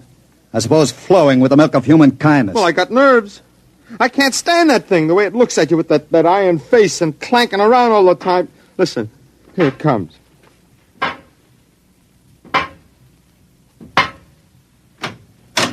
Hello, Junior. Hello, Duke. I've been talking to Charlie. Yes, Duke. You know what I think, Junior? I think Charlie's yellow. You know what happens to people who turn yellow, don't you? Yes, Duke. Tell him. They're evil. We have to destroy them. Huh? You see, Charlie? Junior doesn't like people who sing to the police. Duke, wait a minute. You know I'd never turn stoolie or anything like that. I never sang to the coppers in my life. You can count Junior. on me. I don't want no trouble with you. Stop him. I wouldn't... Yes, Duke.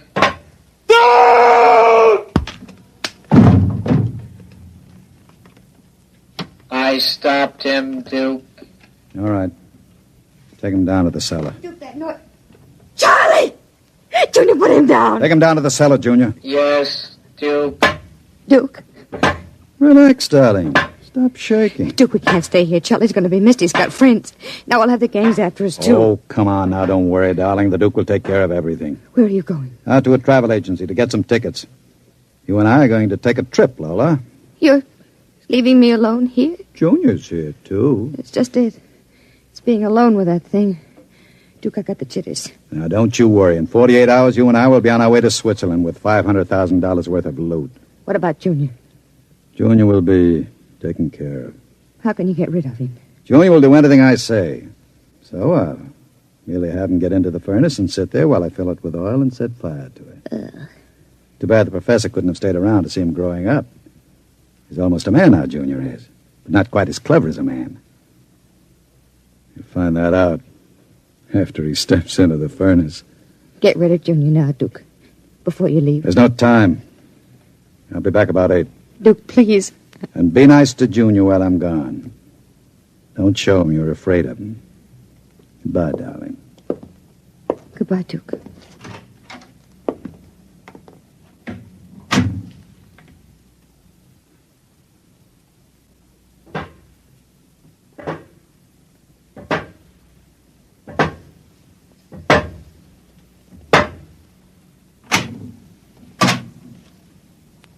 Lola. What, Junior? Oil me. Can't you wait till Duke gets back? He always oils you.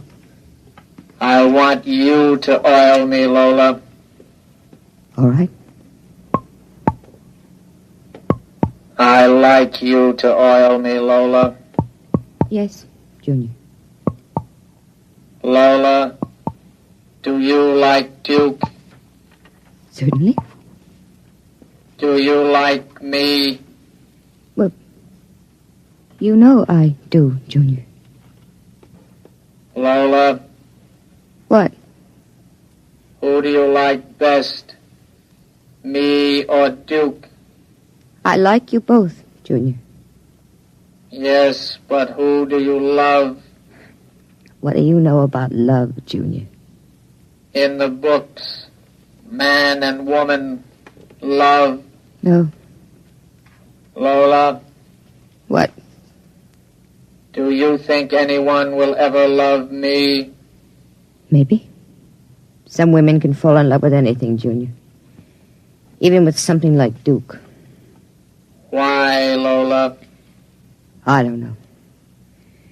Maybe because, well, as long as she thinks her man is the smartest and the strongest. I see. Where are you going?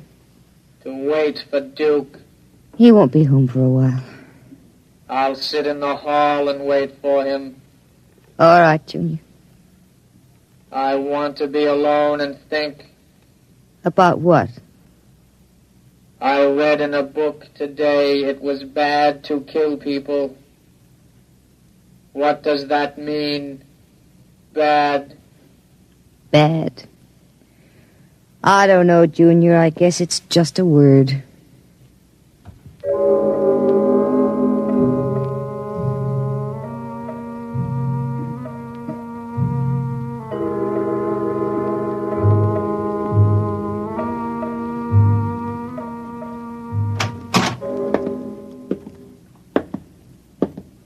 Lola?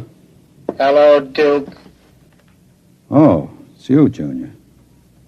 Why are you sitting in the dark? I was waiting for you, Duke. Well, now that's a good boy, Junior. Lola oiled me. That's nice. I tell you what, Junior. I've got a little job for us down in the cellar. Let's go down there. Now, Duke. Right now, Junior. All right, Duke. Are we going away soon, Duke? Yes, Junior. We're going away. What's in the cellar, Duke? A little surprise for you, Junior. You'll find out.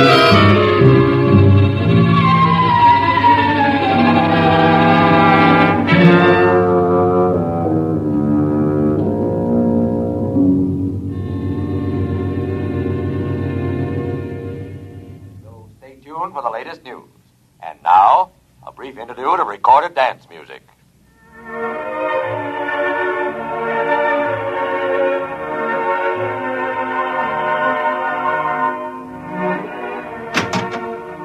Duke? Is that you, Duke?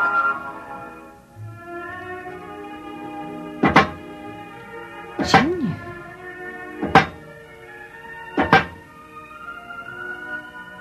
Hello, Lola. I thought I heard Duke come in. He came in. Where is he? Down in the cellar. What's he doing? Nothing. Did he say he'd be up soon? No. Maybe we better go down and get him. He's dead. Oh, no. No, he isn't dead. You said the woman loves the strongest and the smartest. Well, I'm stronger and smarter. But you aren't human. I'm almost human, Lola. No. No, stay away. Lola. Don't touch me. Those metal paws, no. I love you, Lola. No. No. I love no, you. No. No.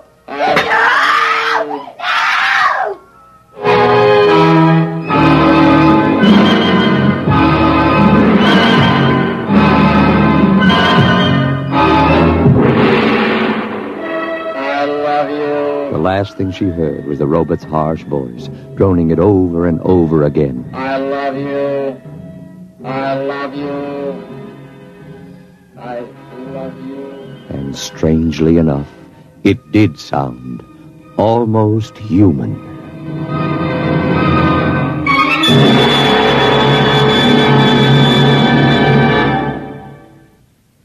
You have just heard X-1, presented by the National Broadcasting Company in cooperation with Street and Smith, publishers of astounding science fiction.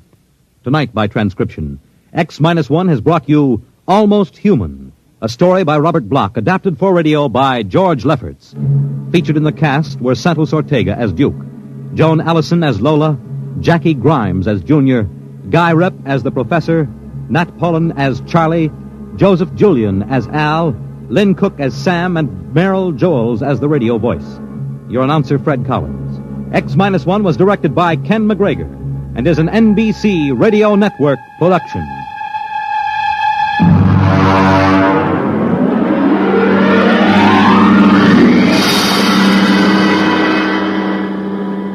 And now, next week, when the mighty Earthmen arrive in their ships of space, courtesy and proper humility on the part of the natives is expected. But some native inhabitants are too small to be impressed. We'll see what happens to such an expedition marooned on a far planet next week at X-1. Our next broadcast was produced for syndication in 1949 at WMGM New York. It was based on a popular series of movies in the late 1930s and early 1940s and brought to the microphone the stars of the series, Lou Ayres and Lionel Barrymore. Ayres plays the young, idealistic doctor, and Barrymore, ever in character, was the crusty, lovable diagnostician. The men worked at Blair General Hospital, one of the great citadels of American medicine, a clump of gray-white buildings planted deep in the heart of New York, where life begins, where life ends, where life goes on. We present to you Dr. Kildare on HOJO Radio. Of Dr. Kildare. Whatsoever house I enter, there will I go for the benefit of the sick. Whatsoever things I see or hear concerning the life of men, I will keep silence thereon, counting such things to be held as sacred trusts. I will exercise my art solely for the... The story of Dr. Kildare, starring Lou Ayres and Lionel Barrymore. Metro-Goldwyn-Mayer brought you those famous motion pictures. Now this exciting, heartwarming series is heard on radio. In just a moment, the story of Dr. Kildare. But first, your announcer.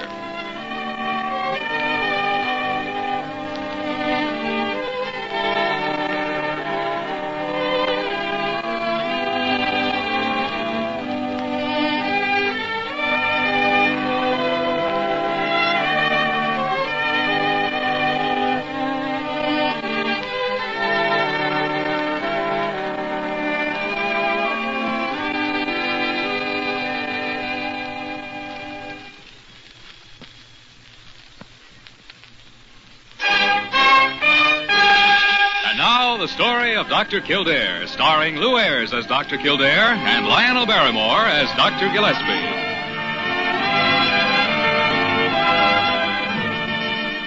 Blair General Hospital, one of the great citadels of American medicine.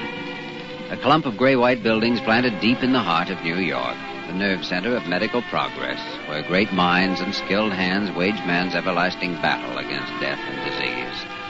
Blair General Hospital. Where life begins, where life ends, where life goes on.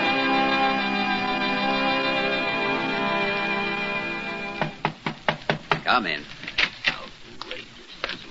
Outrageous, ridiculous. I have too much to do to waste a lot of time with some ridiculous woman with a cold in her nose. What on earth are you mumbling about, Dr. Gillespie? I'm mumbling about Dr. Carew. That's what I'm mumbling about. Well, I grant you he's an old auntie about some things, but he can hardly be called a woman with a cold in her nose. Well, who said he could? You did. Oh, you're crazy, Kildare. You ought to know. You've been a diagnostician for a good many more years than I have. Now, look here. I'm not in any mood for bantering.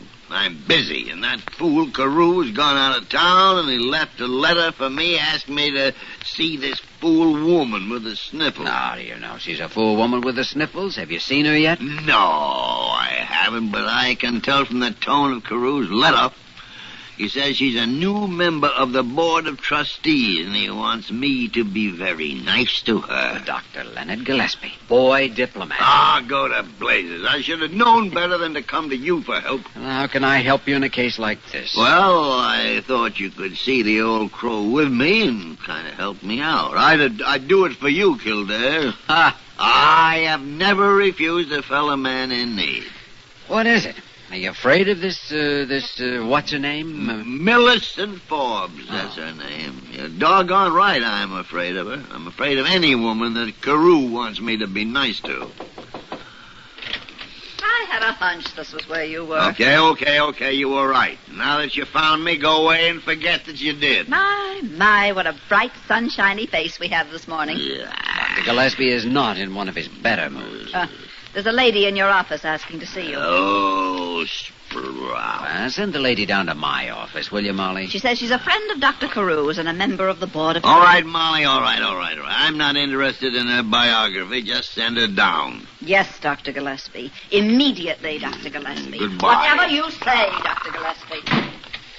I'm sure I don't know why you should be afraid of this woman.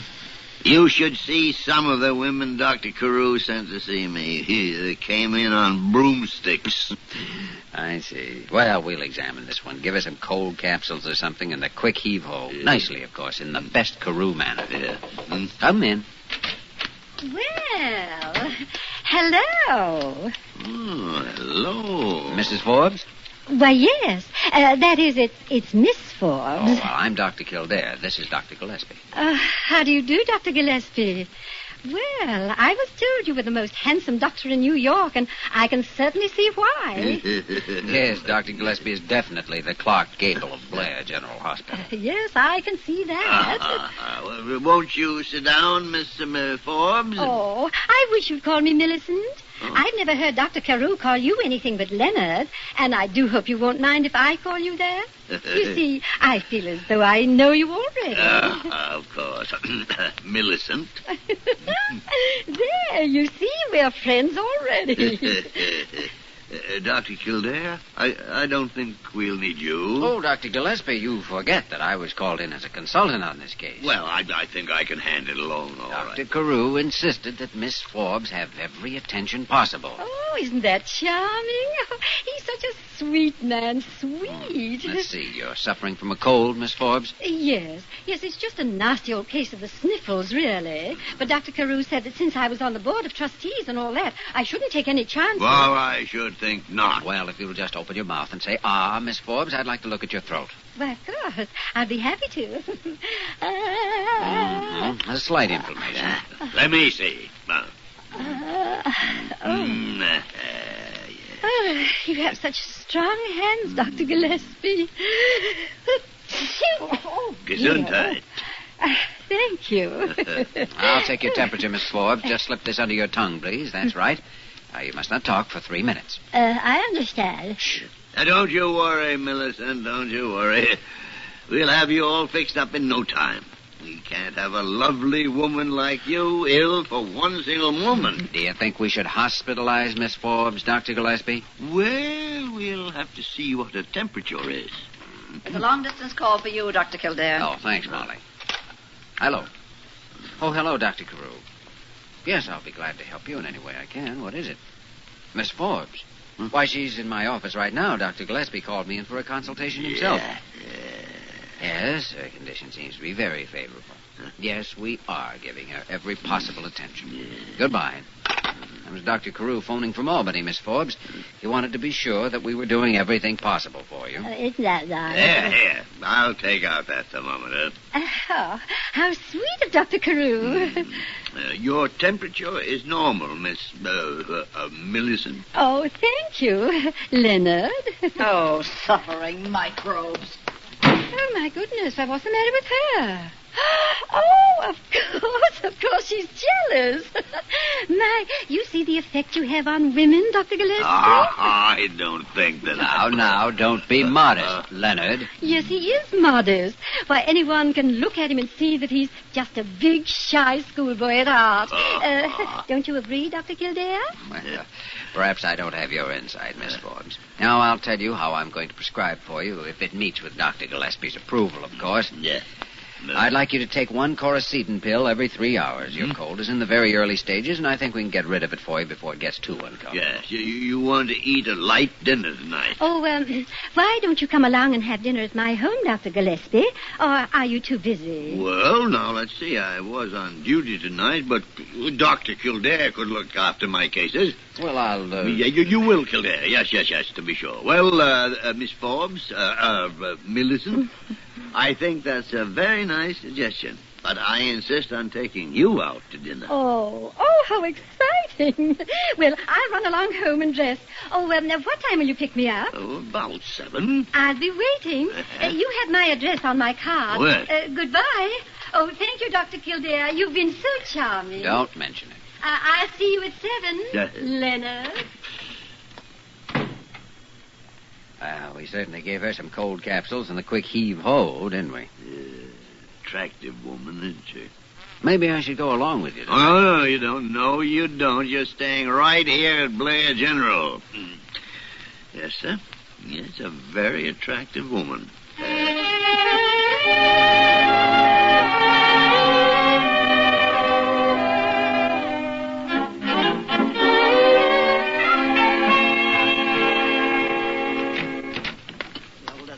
The bigger fools, they say. Oh, I just came down here to turn off your office light, Dr. Kildare.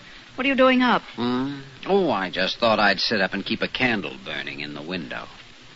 They had dinner at the Club Antime. How do you know? One of the ambulance drivers saw them going in. Then they went dancing at the Waldorf roof. How do you know that? One of the trained nurses over there phoned me. She rode up in the elevator with them. I suppose he had lobster Newburg for dinner again. He did. Well, I better get out the bicarbonate of soda. Dr. Kildare, do you think she's so attractive? She's not nearly as attractive as you, Molly. Oh, you. Men never fall for women that act intelligent. And I never had time to learn to act dumb. That can get very tiresome. Yeah, but by the time a man finds it out, he's usually been married a few years. Now, don't you worry about Millicent Forbes. She hasn't got a brain in her head. Listen to me. The smarter they are, the dumber they act. Don't you kid yourself. I've been a woman long enough to know that. He'll probably marry her. Oh, I doubt if she's asked him yet. I always knew somebody'd get their hooks into him someday. Now, Molly, don't give up the ship. She'll probably make him very happy. She's probably just the sort of wife he should have. Look, they only went out to dinner. Just because they went out to dinner doesn't... That's the way these things start. Two people go out to dinner, and the next thing you know, they're getting married. Now, Molly, you have too much common sense to think that. I have plenty of common sense, but he hasn't any. No, it's all right. Let him marry her. I can take it. I've been expecting this for years. But he only met the woman today. I'm sure I hope they'll be very happy. Oh, I think I hear Casanova's footsteps. Now, mop your eyes, Molly. You don't want him to see you crying, do you? Crying? My goodness, who's crying? Well, what's everybody doing up? Nothing. And if you think we're waiting up for you, you're crazy. Absolutely. Why, I never thought for a moment that you two... And I'm sure I hope you and Miss Forbes will be very happy. Good night. What's the matter with her? Have a nice evening? Very quiet. What did you do? Oh, we had a little dinner, quiet little dinner, you know, in a neighborhood restaurant. That was all. Mm-hmm. Where's the bicarbonate of soda? Right there on my desk. Ah. How's Miss Forbes? Oh, fine. I think I'll have her come into the hospital, though, for a few days tomorrow. What for, if she's fine? Well, a little checkup never does any harm, you know. Carew wanted us to be nice to her. Well, I'll be doggone. Yeah? Well, what's the matter with you? Evidently, Molly was right. Molly was right about what? Look here. You don't want to be taken in by this woman. Taken in? What are you talking about? Well, now, a woman like this may seem dumb, but they're smarter than they seem. Seem dumb? Millicent is an extremely intelligent woman. That's my whole point. And for you to get involved... Kildare! Are you by any chance laboring under the impression that you are one or the other of my parents? No, but... Are you laboring under the impression that I can't take care of myself? Well, I didn't mean to imply exactly that. No. No man is going to lead me around by the hand, you know. I'm not afraid of a man leading you around by the hand as much as I'm afraid of a woman leading you around by the nose. What woman? You know what woman. Look here, I just went to dinner with Millicent Forbes, that's all. I know, but that's the way these things always start. Two people go to dinner and end up married. Ah, you're out of your mind. I'm not going to end up married to anyone.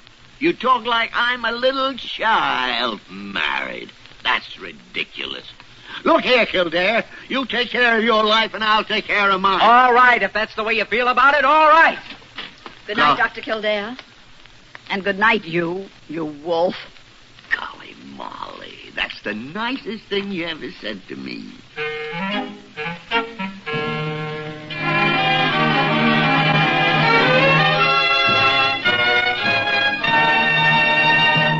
We return to the story of Dr. Kildare in just a moment.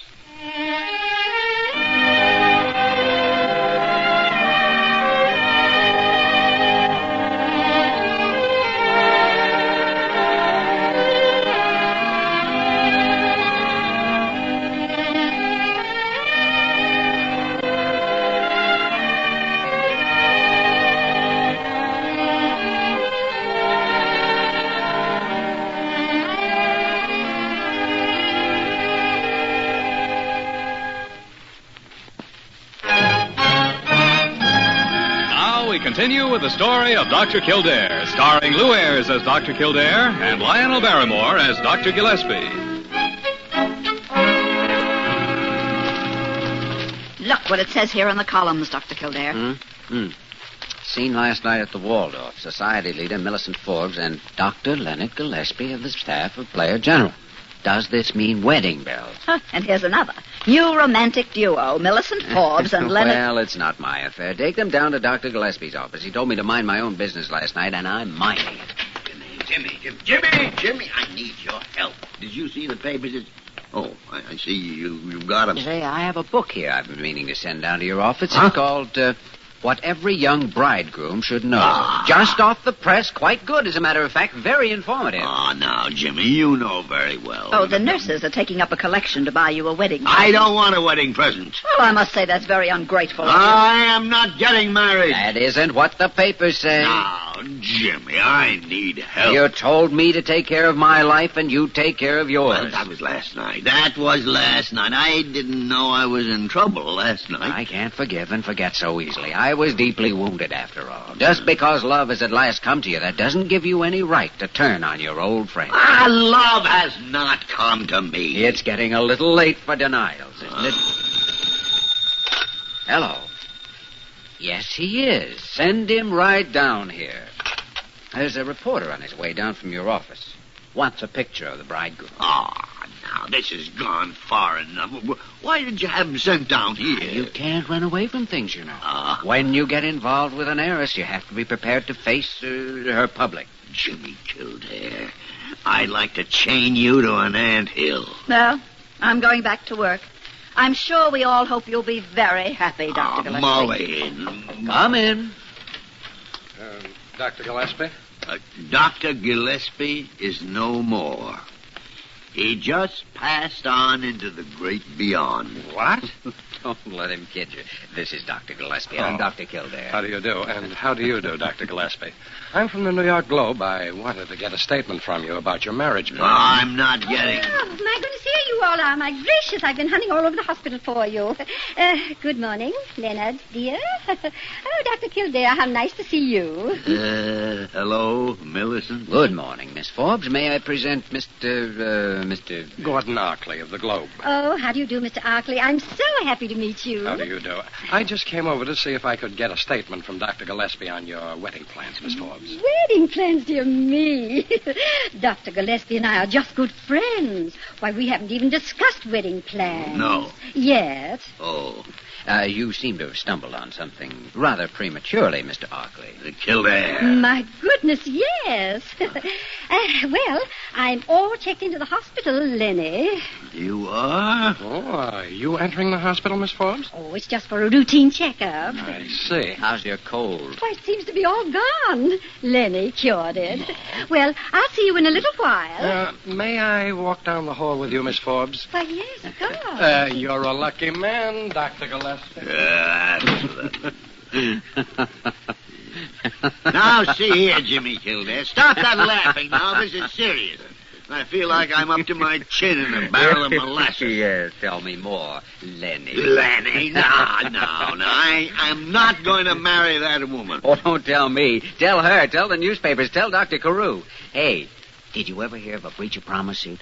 How can I breach what I never promised? Are you sure you made no promise? Ah, Jimmy, now. I am in trouble. Trouble. I need help. Not you. You're the man that can take care of himself. Ah, no man can take care of himself, Jimmy. No man on earth when a woman's around. What am I going to do? I can think of just one way, but why should I bore you with the details? I'm sure you've figured a way out by now yourself. I'm sorry I said I could take care of myself. Mm-hmm. I'm sorry I told you to mind your own business. I'm sorry. I am sorry! What do you want? My arm, my head, my leg? Name it. You can have anything you want. It's yours. Only get me out of this. All right. As long as you're sorry, I'll try, Lenny. No. I'll try.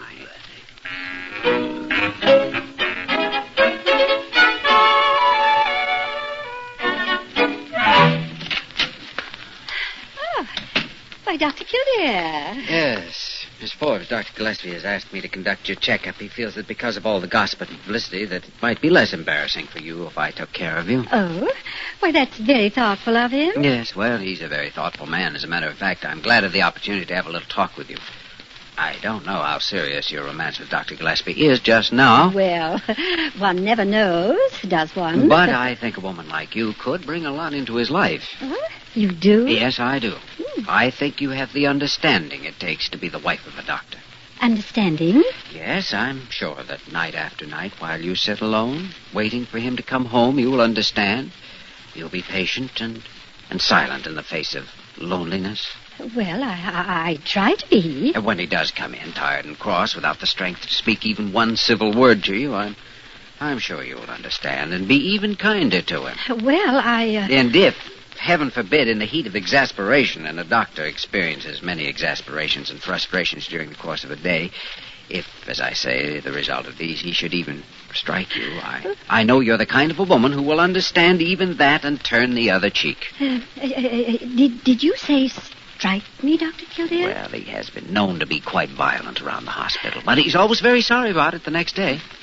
He needs understanding, you see, and compassion and devotion. Yes, but He'll be living at home with you, of course, so naturally you'll have to take care of him, see that he takes his pills in the morning. There are 11 of them. You mustn't let him skip even one.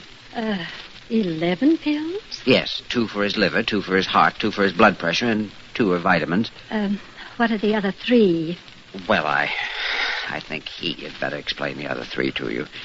Then he must have a rub-down before you let him get out of bed. A rub-down? For his circulation. And also he has to wear red flannels and a nightcap until May 15th, unless the weather turns hot earlier. And in June, he can go without his vest. And yes, one other thing. Dr. Kildare, would you mind? I'd like very much to talk to Dr. Gillespie. You won't tell him what I told you? He becomes quite violent if he thinks people are discussing it. Oh, I'm sure that I'll be able to find protection from his violence if he should become violent in this great hospital. Oh, but you may remain present if you care to, Dr. Kildare. Will you send for him, please? Well, yes, Miss Forbes, of course I will, if you insist. Oh, I'm afraid it is quite necessary.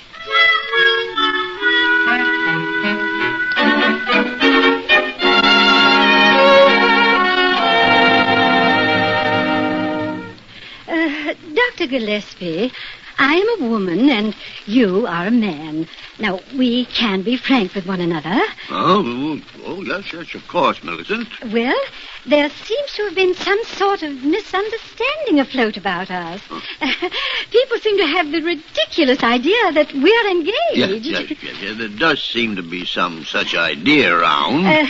Dr. Kildare has told me all about you. Oh, he has, huh? Yes, I told her that. Please, Dr. Kildare, I could put up with the 11 pills, the rub-downs, and even the times when you would strike me. One-eyed what? But you see, Dr. Gillespie, I explained please, Dr. Kildare. But I am afraid I could never, never, never feel romantically about a man who wore red flannels and a nightcap. Why, I It's no use denying it, Dr. Gillespie. I have already told Millicent the truth. Oh, you have you? Oh, I must be honest with you. This has all been a mistake. One evening's delightful illusion gone with the coming of morning. But I do hope we'll always be friends, Dr. Gillespie. Yes, I hope we shall always be friends, too, Miss Forbes. You are a sweet, sweet man. Oh, dear, it's too bad. But c'est la vie, c'est la vie. And now, if you don't mind, I'm rather tired, and I should like to rest. Yes, to be sure. Yes, of course. Come on, Jimmy. I'll be in to complete your checkup in the morning, Miss Forbes. Did you have to destroy all my glamour to save me? All your glamour? Well, I'll be hanged. Man doesn't like to lose all his glamour with a pretty woman, you know. I'd like to tell her that I don't... Be careful, Doctor. You'll be right back in the fire again, and I haven't got a prescription to save your life a second time. I accept your decision, Dr. Kildare. Glamour be hanged. Liberty is the important thing. Liberty.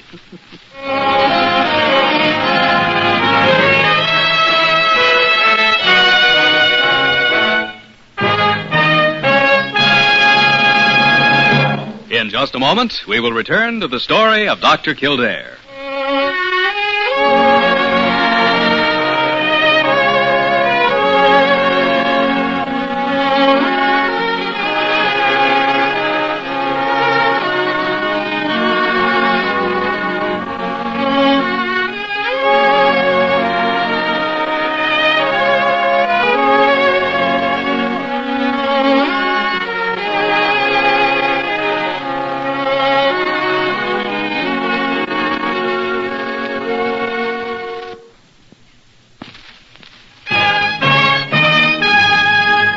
Once again, the story of Dr. Kildare, starring Lou Ayres as Dr. Kildare and Lionel Barrymore as Dr. Gillespie.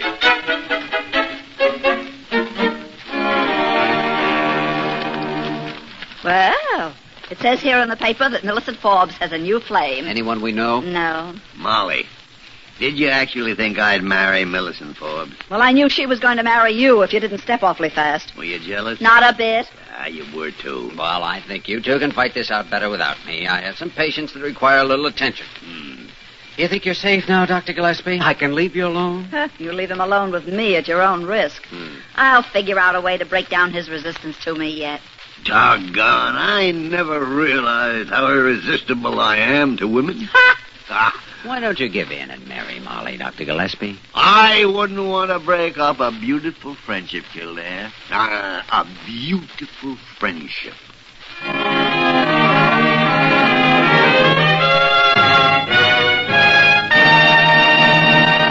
You have just heard the story of Dr. Kildare, starring Lou Ayres and Lionel Barrymore. This program was written by Gene Holloway and directed by William P. Russo.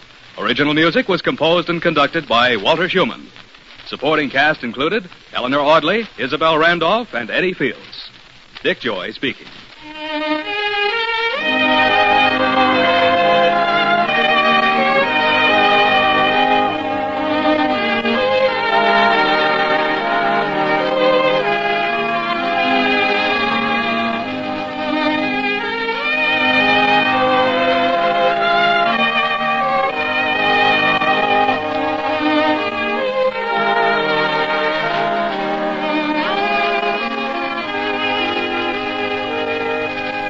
Thanks for listening to HOJO Radio. We have more classic radio coming your way next. The story of Dr. Kildare. Whatsoever house I enter, there will I go for the benefit of the sick. Now, whatsoever things I see or hear concerning the life of men, I will keep silence thereon, counting such things to be held as sacred trusts. I will exercise my art solely for the... The story of Dr. Kildare, starring Lou Ayres and Lionel Barrymore. Metro-Goldwyn-Mayer brought you those famous motion pictures. Now this exciting, heartwarming series is heard on radio. In just a moment, the story of Dr. Kildare. But first, your announcer.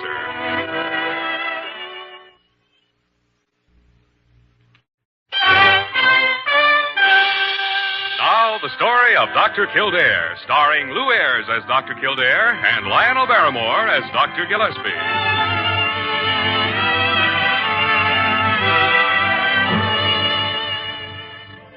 Blair General Hospital, one of the great citadels of American medicine. A clump of gray-white buildings planted deep in the heart of New York, the nerve center of medical progress, where great minds and skilled hands wage man's everlasting battle against death and disease. Blair General Hospital, where life begins, where life ends, where life goes on. Well, boys, you've poked and prodded this carcass of mine from beams to foundation, and then hashed it all over between you. So let's have it now. What's the verdict? No verdict yet, Mr. Malloy. All you've had so far is a routine physical examination, and the results until now are essentially negative. Negative? Then you mean there's nothing wrong with me? Kildare means we'll talk about verdicts when the fight's over. This is only the first round. Well, first round or not, you ought to know enough by now to tell what's causing a simple, ordinary stomach ache. What kind of a hospital is this, anyway? Malloy, suppose I came over to your office and told you one of your construction jobs is all wrong. Ought to be changed. Well, after 30 years in the game, from bricklayer on up, I'd probably throw you out. And that's precisely my attitude about diagnostics. Now, look here, Gillespie. So either you settle down and do as you're told, or you take your stomachache and go to some other doctor. Well, I'll be... All right, boys. I'm sorry. I guess a few years of white collars doesn't change a roughneck much. Okay, I'll go along. What's the program? Well, I'd say it calls for a general clinical. Electrocardiogram, stomach x-ray, GU, gastroscope, the works. Of course, you'll have to enter the hospital for a week's observation. No, that's out. Don't forget, I've got a job to run. Who's going to run it if you drop dead some morning? I won't drop dead. Now, look, you're not holding out anything. I've already told you there's no verdict yet. Parker? Yes, Dr. Gillespie. Parker, since you undoubtedly know already what I want... I do? Well, don't you? Well, I suppose you want me to arrange a private room for... I was not listening at the keyhole.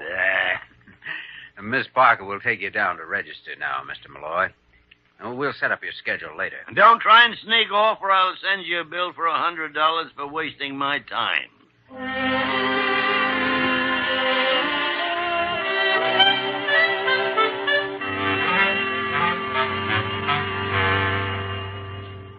Parker, if you ever let that woman in here to see me again, I'll see to it personally that you're exiled to the Brooklyn Clinic. Well, after all, Dr. Gillespie, she's the wife of a patient, and I suppose she only wanted to ask about his condition.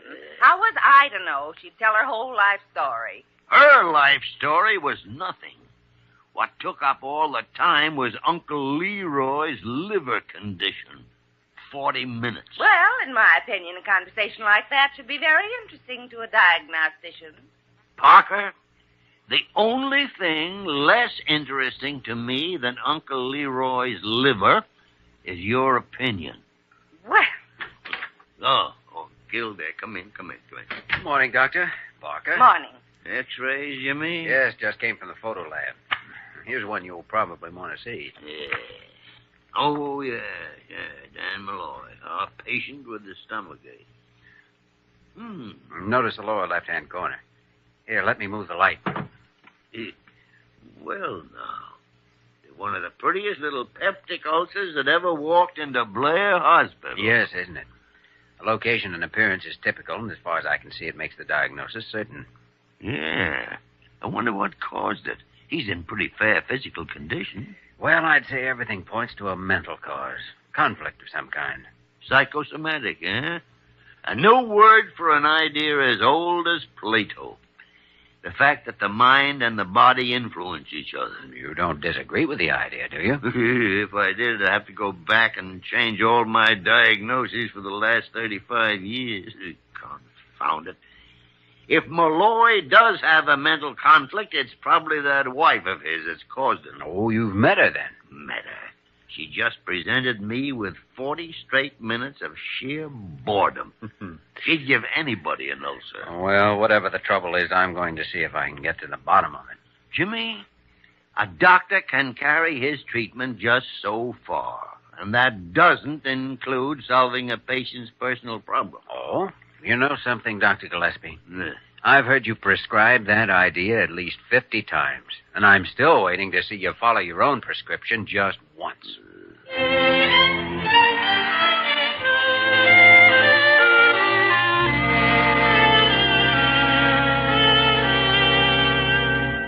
Sure, Dr. Kildare. There's a lot of things I'd rather be doing than sitting behind a fancy desk for 8 hours a day. Only I don't get it. What are you driving at? Just a diagnosis, Mr. Malloy. Now, how long have you been tied to that desk? 7 long, cockeyed years. Ever since I bought out my partner and took over the whole shebang alone. You don't like it? Now, this may sound crazy, but I'd rather be back laying brick. Mr. Malloy, have you ever thought of selling out, retiring? You know, it's funny you brought that up, Dr. Kildare.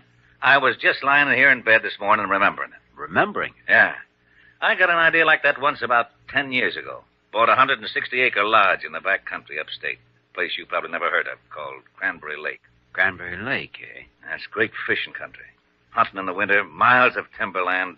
It's only 40 miles from the St. Lawrence River. The kind of place where a man could forget all this city stuff. Only you didn't move up there after you bought it, eh? Now, you know how it is. You put things off. It's on account of Mamie, you see, my wife.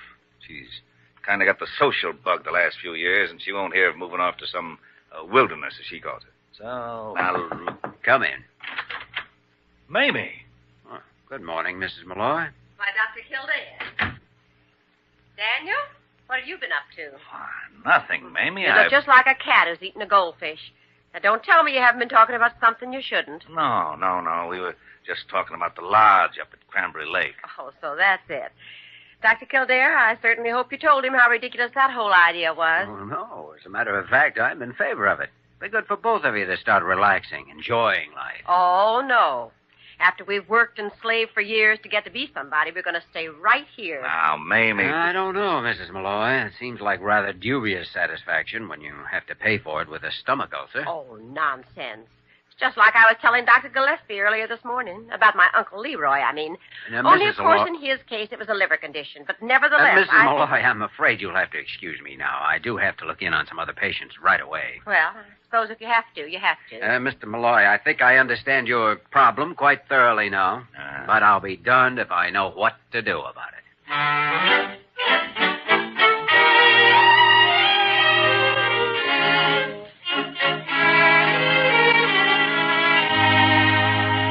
All right, Jimmy, all right. He hates his work. He's a man of action who's confined now to a desk.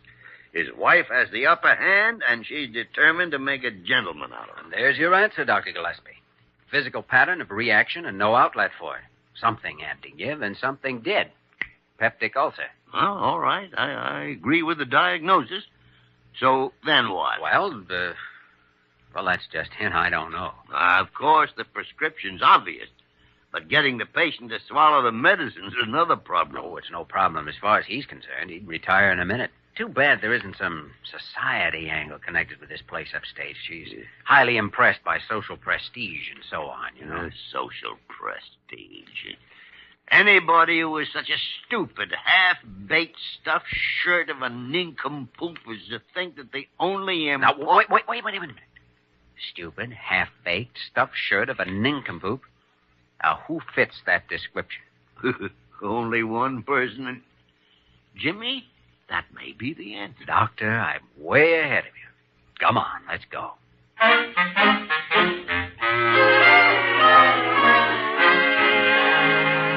So, naturally, Dr. Carew, when we realized that we needed a man of resourcefulness, with tact, social position, high intelligence, we immediately thought of you. Oh, dear. Well, gentlemen, I hardly know what to say. Don't worry, Carew. We'll tell you what to say. He means to Mrs. Malloy, of course. Oh, yes, why? All you have to do is be your usual charming self. Well, I suppose breeding does give one a certain air of savoir-faire. Oh, no doubt of it. I've often noticed that you positively reek of savoir-faire. Oh? Well, thank you. Now, about this primitive game preserve, or whatever it is. It's a lodge upstate at a place called Cranberry Lake. Ah, yes. Part of the great outdoors, I assume, where men are men and all that sort of rot. Well, roughly speaking, yeah. But the way you'll tell it, Dr. Carew, the whole area is overrun with wealthy and socially prominent residents, friends of yours. Fictitious, of course. Well, now, Dr. Kildare, I really do have friends of that sort, you know. Oh, I never think of implying otherwise.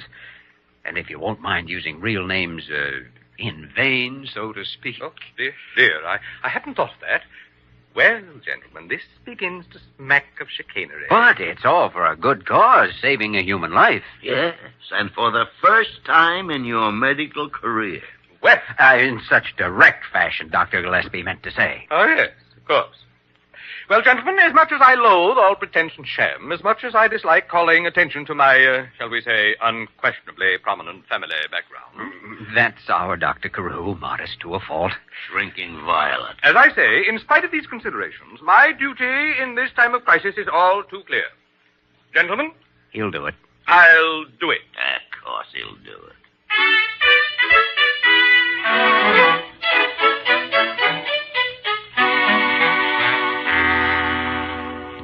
Why, Dr. Carew, I had no idea that part of the state was so well known. By people who matter, I mean. Oh, yes. Yes, indeed. And you say the Vandervilters have an estate on the lake, and the Pughs, and Peter J. Dibblehofer. The third, that is. Imagine that. Daniel, did you know that when you bought the place? No, I just like the looks of it, that's all. And Dr. Carew got the idea that you'd thought of moving up there in order to be near some of your close friends. Oh, really, Dr. Carew? Well, yes, indeed. And after I've been so put out with Daniel for years because he bought it. Oh, I regard it as a most fortunate purchase. As a matter of fact, I've been looking for just such a place myself for a long time. Really, Dr. Carew? Oh, yes, indeed. You see, like many prominent people, Dr. Carew is a great lover of nature. And the great outdoors. In a desirable neighborhood, of course. Daniel, I'm convinced. My mind is made up. Good. I knew you'd see the advantages of living up there. Oh, no, Dr. Kildare. Daniel and I are going to sell the place to Dr. Carew. What? But, Mrs. Malloy... Not another word now, Dr. Carew. It's what you've always dreamed of, and you're simply too well-bred to try to buy it. But... It's no earthly use to us, and so I've decided you're going to have it, and that's absolutely final. Dr. Kildare... I think I have a patient waiting in my office, Dr. Carew. If you'll... Dr. Gillespie... Congratulations, nature boy.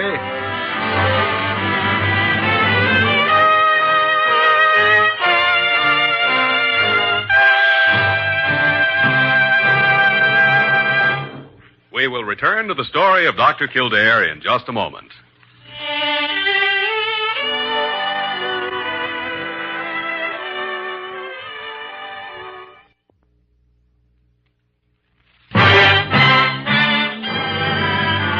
Continue with the story of Dr. Kildare, starring Lou Ayres as Dr. Kildare and Lionel Barrymore as Dr. Gillespie.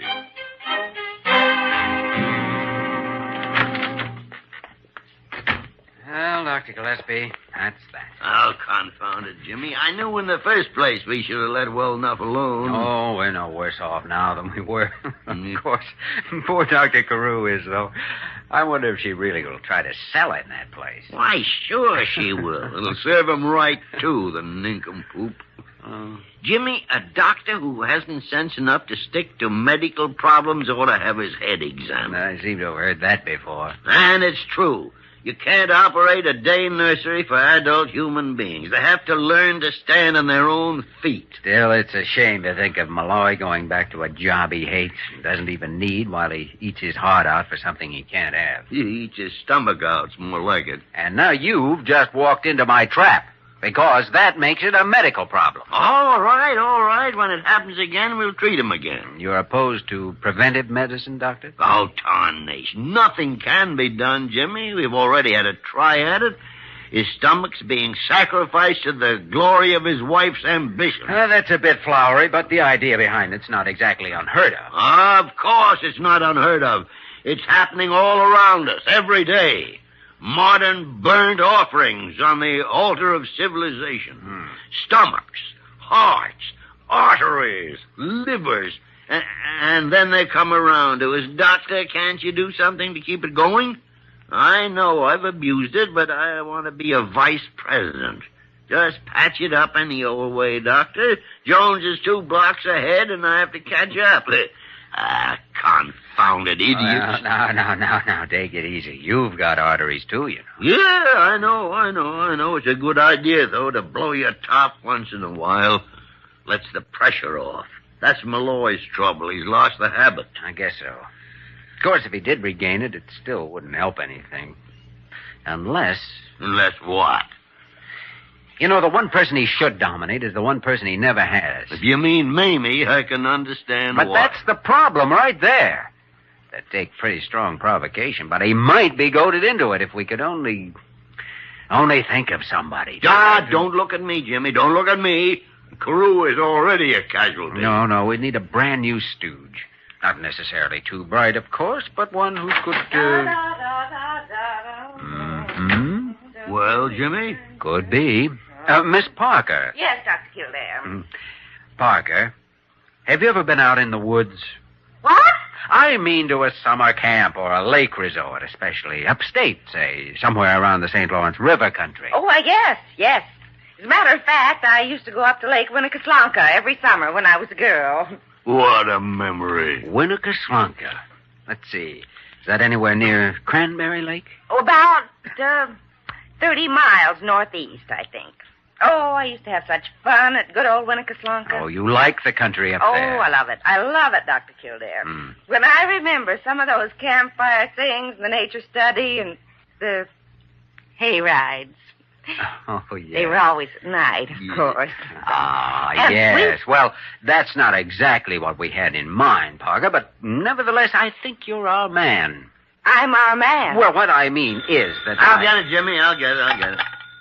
Gillespie speaking. Dr. Gillespie, you've got to do something. Oh, what's wrong, Carew? That Mamie woman, she's coming back here right after dinner, and she's bringing that deed with her. Indeed. Somebody has to explain to her that I simply won't buy that property. I'm afraid there's no hope. If you've got the money, you won't have a chance. I'll barricade myself up here in my suite. The locked door will never stop Mamie. But, Dr. Gillespie, what can I do? As far as I can see, there's only one thing, Carew. Yes? When she breaks into your suite, Yes? walk out onto the terrace, Yes? look down at the street 14 floors below, And then? jump. Goodbye, Carew. That ought to wilt his gardenia for him. Parker, you are hereby assigned to Dr. Kildare for a mission which requires the utmost tact, discretion, and bravery beyond the call of duty. What are you talking about? Oh, it's really not too complicated, Parker. We just want you to convince a patient that he should retire to a lake up north. Oh, well, that doesn't sound like such. It's that Malloy family. No, you don't. Now, Parker. I heard what happened to Dr. Carew when he got mixed up with him, and I absolutely won't have anything to do Parker, with those... are you refusing an A assignment? nurse isn't responsible for the patient's personal affairs. When personal affairs affect the patient's health, they are always the concern of the medical profession. Well, this is an interesting new theory. This job is a part of your duty as a nurse. My duty? Why do I have to be the one? For a very simple reason, Parker. You are expendable. What? Now stand by for briefing. Dr. Kildare, carry on. Roger.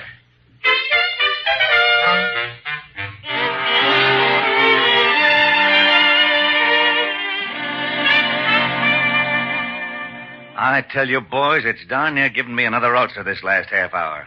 I mean, the way this nurse here has been describing that country up north. Oh, well, now, what have you been up to, Parker? Oh, I just happened to mention good old Lake Winnecaslonka, and it just happened that Mr. Malloy was interested in that part of the country.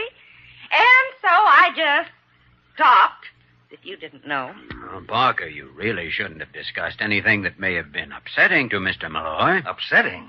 She started me remembering things so plain I can see 'em right now. The leaves turning red in the fall.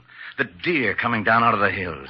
Log blazing in the stone fireplace. And don't forget the fish flopping up out of the water. Yeah. And the ice breaking up in the spring. And And the smell of coffee and bacon in the morning. Quite a contrast to a city apartment, an office, and a desk. You said it. Answering telephone, signing papers, arguing with lawyers, wearing a stiff shirt and a tie. Seems to me all the men up there wore flannel shirts. Sure, with the collars open. Boys, I can't do it. I can't face going back to that job. Well, it's up to you, Malloy. You're the boss. You're doggone right. And it's about time I acted that way. Mamie will be crazy about it once she gets used to the idea. Of course she will. When we was first married, she used to get a heck of a bang out of cooking and roughing it on weekend trips and stuff like that. I'll make her like it. Good. Come in. Well, what have we got here? An after-dinner conference? Mamie, shut up. Daniel. I'm selling out that cockeyed company, and we're moving up to Cranberry Lake. And if you start any argument about it, I'm going to bat your ears down. Why, Daniel. If you think I'm going to waste my life around here trying to impress a bunch of stuffed shirts, then you're out of your cotton-picking mind. Why, I haven't seen you like this for years. Well, you're going to see me like this from now on. And another thing, Mamie. The first morning we're up at the lake, you're going to fix bacon for me, and I'm going to stand outside and smell it cooking. Yes, Daniel, but don't you suppose we could both stand outside? Huh? You mean you're not sore about the idea? When you talk like this? Mm-mm. It's like years ago when we were young and... Oh, Daniel. Now, Mamie, not in front of all these... Hey, where did everybody go to?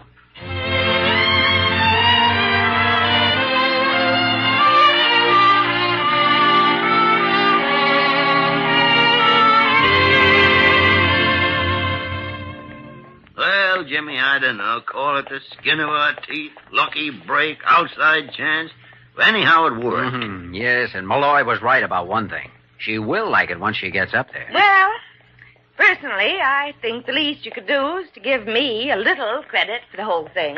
We should, Parker. You were magnificent. You deserve the Order of the Silver Syringe with the tea leaf cluster. And I'll see you get it. Gentlemen, one moment, please. Well, what's wrong with Carew? Oh, dear. Pick up your feet, Carew. Your spats are dragging. Gentlemen, I want you to look at what you've done to me. Just look at this. Well, it's a dollar bill. Find it somewhere, Dr. Carew? I did not find it, Dr. Kildare. My wife just gave it to me. I have made a terrible mistake. Well, to err is human. You see, a few hours ago, in order to avoid difficulties with that Mamie woman, I transferred my entire bank account to my wife's name. Ah, light begins to dawn. Now she tells me that's what she's been waiting for years. I knew she must have hope of some compensation. From now on, gentlemen, I'm to have an allowance of only $1 a day. Only one, if you'll pardon the expression, lousy buck a day. Well, my only advice is to restrain yourself. Don't be foolish and spend it all in one place. Spread it round, Carew. Spread it round. $1 a day. You know, Dr. Gillespie, this might be rather serious at that. Frustrating problems such as Dr. Carew has here could give a man a peptic ulcer.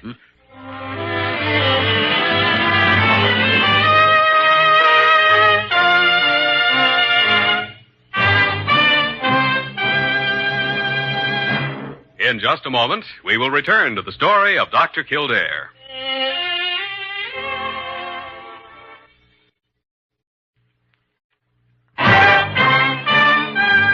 Now, once again, the story of Dr. Kildare, starring Lou Ayres as Dr. Kildare and Lionel Barrymore as Dr. Gillespie.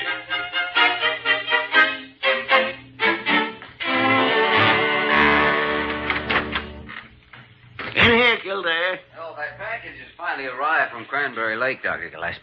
It's from Dan and Mamie Malloy, remember? Oh, yeah, sure. The one they mentioned in their letter a couple of weeks ago. Mm-hmm. So they finally got around to sending it after all. No, as a matter of fact, I think they shipped it about the same time they mailed the letter. It's evidently been delayed in transit. Oh, what makes you think so, Jimmy? My nose. There are 24 lake trout inside that package. 2 weeks overdue. Yeah. It constitutes something of a problem, all right. Now, what the tarnation can we possibly do with it? Unless... Parker! Did you call me, Dr. Gillespie? Yes, Parker, yeah. I wonder if you'd give this package to one of the orderlies and have him deliver it. Why, of course. I'd be glad to. Where's it supposed to go? What was the address, Jimmy? 14th floor, Parker. Have him give it personally to Dr. Carew.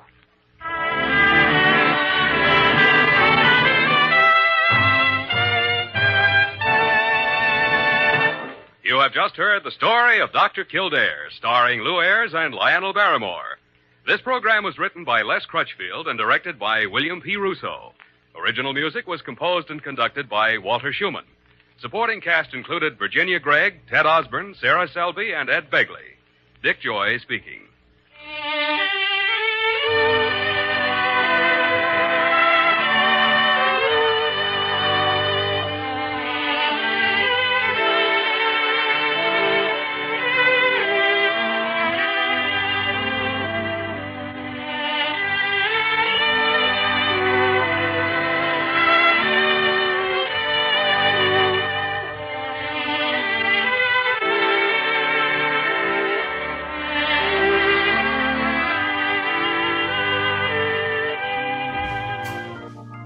Our next broadcast is a radio mystery drama which ran from May 16th, 1942 until September 27th, 1955 on CBS Radio Network.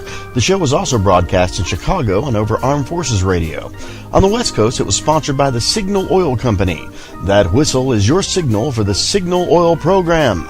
The program was also adapted into a film noir series by Columbia Pictures in 1944. Each episode began with the sound of footsteps and a person whistling. The haunting signature theme tune was composed by Wilbert Hatch and featured Dorothy Roberts whistling with an orchestra. We present to you The Whistler on HOJO Radio. Wait a minute. Have you heard the strange tales of the Whistler?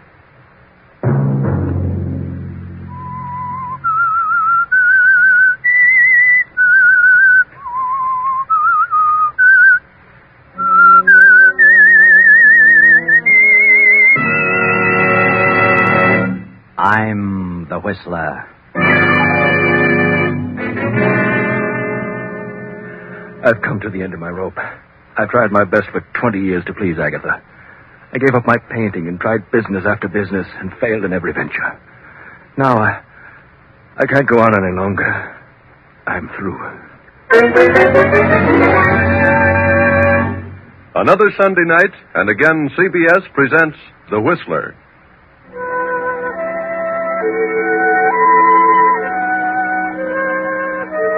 I, the Whistler, know many things, for I walk by night. I know many strange tales, many secrets hidden in the hearts of men and women who have stepped into the shadows. And so I tell you tonight the amazing story of the alibi. Poor Henry Farrington paces the library floor. Through his mind run the events of the past 20 years, from the day when he married the wealthy young widow Agatha Durant. Henry hadn't $1 of his own then, nothing but charm. He still hasn't $1 of his own, and now very little charm. Henry was a struggling artist, but Agatha was a businesswoman and was determined to make Henry a businessman. And Henry had tried hard. Agatha backed him in venture after venture, bossing him, completely dominating his every moment. But Henry experienced nothing but failure, and gradually Agatha's love turned to disgust. And now, 20 years later, his artistic talent long since vanished, he realizes what a wreck Agatha has made of him. What are you doing in here, Henry? Morning, Agatha. I said, what are you doing? Why, I'm just thinking. That's what I thought. What are you doing with the lights on in the daytime? Why, it's cloudy this morning. A bit dull in here. You don't need lights to think. Turn them out. Yes, Agatha. Are you going to do nothing but mope around again today? What do you want me to do? Do you know what day this is? Why, no. What day is it? Perhaps I've forgotten. You'd forget your head if it weren't tied down. It's the 1st of the month. You go into town and collect the rent on the store buildings. Very well, Agatha. Shall I deposit it in the bank? No. Bring it back here. And hang on to it. You lost it last time.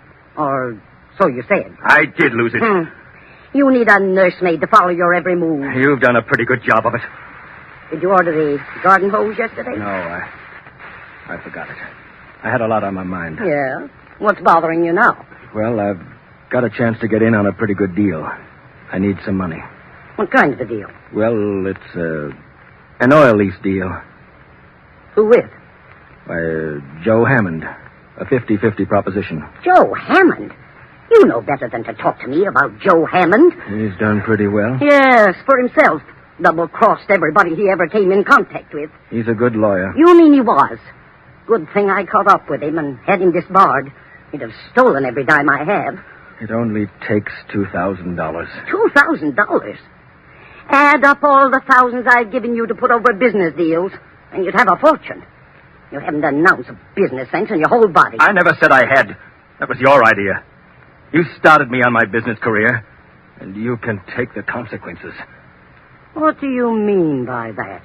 I'm going in on that deal. I need $2,000. And one way or another, I'm going to get it. I wish I knew what you mean. You'll know later. Where you going? Into town to collect the rents. You better bring it back with you. I will, Agatha. I'll bring the rent and... And what? And the hose. Of course. Good morning, Agatha. Threatening me. Well, I'll soon fix him. Agatha stands staring after him. Terrible thoughts race through her mind. Thoughts of fear, disgust, hatred, money, death, revenge. Her head begins to whirl. She can scarcely breathe. Her eyes bulge in terror, and she clutches at her heart, her throat. Higgins!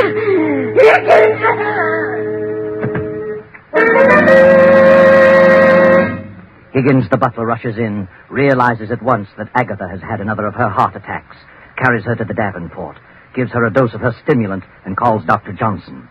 I heard her call to me, but she was unconscious when I reached her, Dr. Johnson. I gave her some of her heart medicine. And I don't remember her having one of these attacks for several months, Higgins. She's had one a week for the last 4 or 5 weeks, Doctor. Oh, dear. Well, she'll pull out of it in a few minutes. Her heart's in a terrible condition. She's been under some extreme emotional strain. Oh, yes. She's coming round now. Morning, Agatha. Oh, what are you doing here? Well, you haven't been eating enough apples. Who sent for you? What's happened? Well, ma'am, you had another attack. I called Dr. Johnson. Attack? Nonsense. No, it isn't nonsense, Agatha. You've had one of the worst attacks you've ever had. Oh. Believe me, if you don't drop all this business worry and control your temper, well, you won't have many more. Oh, bosh.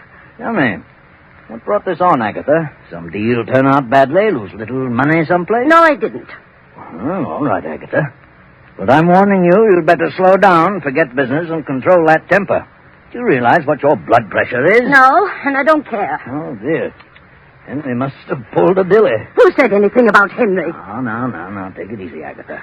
You know, you're your own worst enemy. Well, I'll be running along. Good. Plenty of rest and quiet, and no temper. Goodbye, Agatha. Goodbye.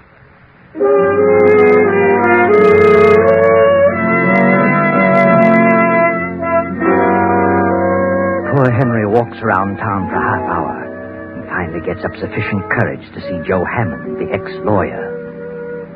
Well, Henry, have you got the 2,000? Well, no, that is not exactly, Joe. When will you have it? I can raise it, but it'll take a little longer than you gave me. Now, look, Henry, I bought that lease and gave my check for 4,000. Your check bounced. You didn't have a dime and you knew it. Now I'm caught short because of you. And you'd better dig up the 2,000 or I'm turning it over to the county attorney. I'll get it, Joe. How will you get it? I'll figure it out. Did you ask your wife? Yes. But she refused when I told her it was a deal with you. Oh, you're a sap, Henry. You know she hates me. I've told her she was all wrong about you. I couldn't stand to be around a woman like that. Sometimes I can hardly stand it myself. I'd kill her. What did you say? I said I'd feed her ground glass. She's done enough to me. And if I had to put up with her as you have, well, I'd do something about it. What would you do, Joe? I'd wring her neck. I can't stand a bossy woman. You'd kill her, would you? Oh, well, I was just speaking figuratively. You've tried hard, Henry. You've done your very best to be a successful businessman. It isn't your fault. So far, you failed, and she's sore about it. Left her entire fortune to her niece, a mere nitwit of a girl just out of school. I know, but she took out a $50,000 policy payable to me. Oh, what good does that do you? If you die first. But she isn't very well, Joe. She may live for years. You may bump off tomorrow. Yeah. Oh, of course, I doubt that. Nothing wrong with you that a bank account wouldn't fix. Is there? No, I guess not. She's got all the money she'll ever need. She's not in a jam. She's seen everything. It'll all go to that niece. Except the insurance made out to you. That's payable in a few days, you know, after death. Yeah? I'm in a jam, Henry, and you're in a jam. You better start figuring some way out. I'll give you to the end of the week, Saturday at noon. You mean you must have the money by then? Oh, no, not necessarily money, just some sort of assurance that you know where you can really get it. I see. Yeah. Well, think it over. And I'll always be around if you want any legal advice. Thanks, Joe, for the extension. I'll be in touch with you.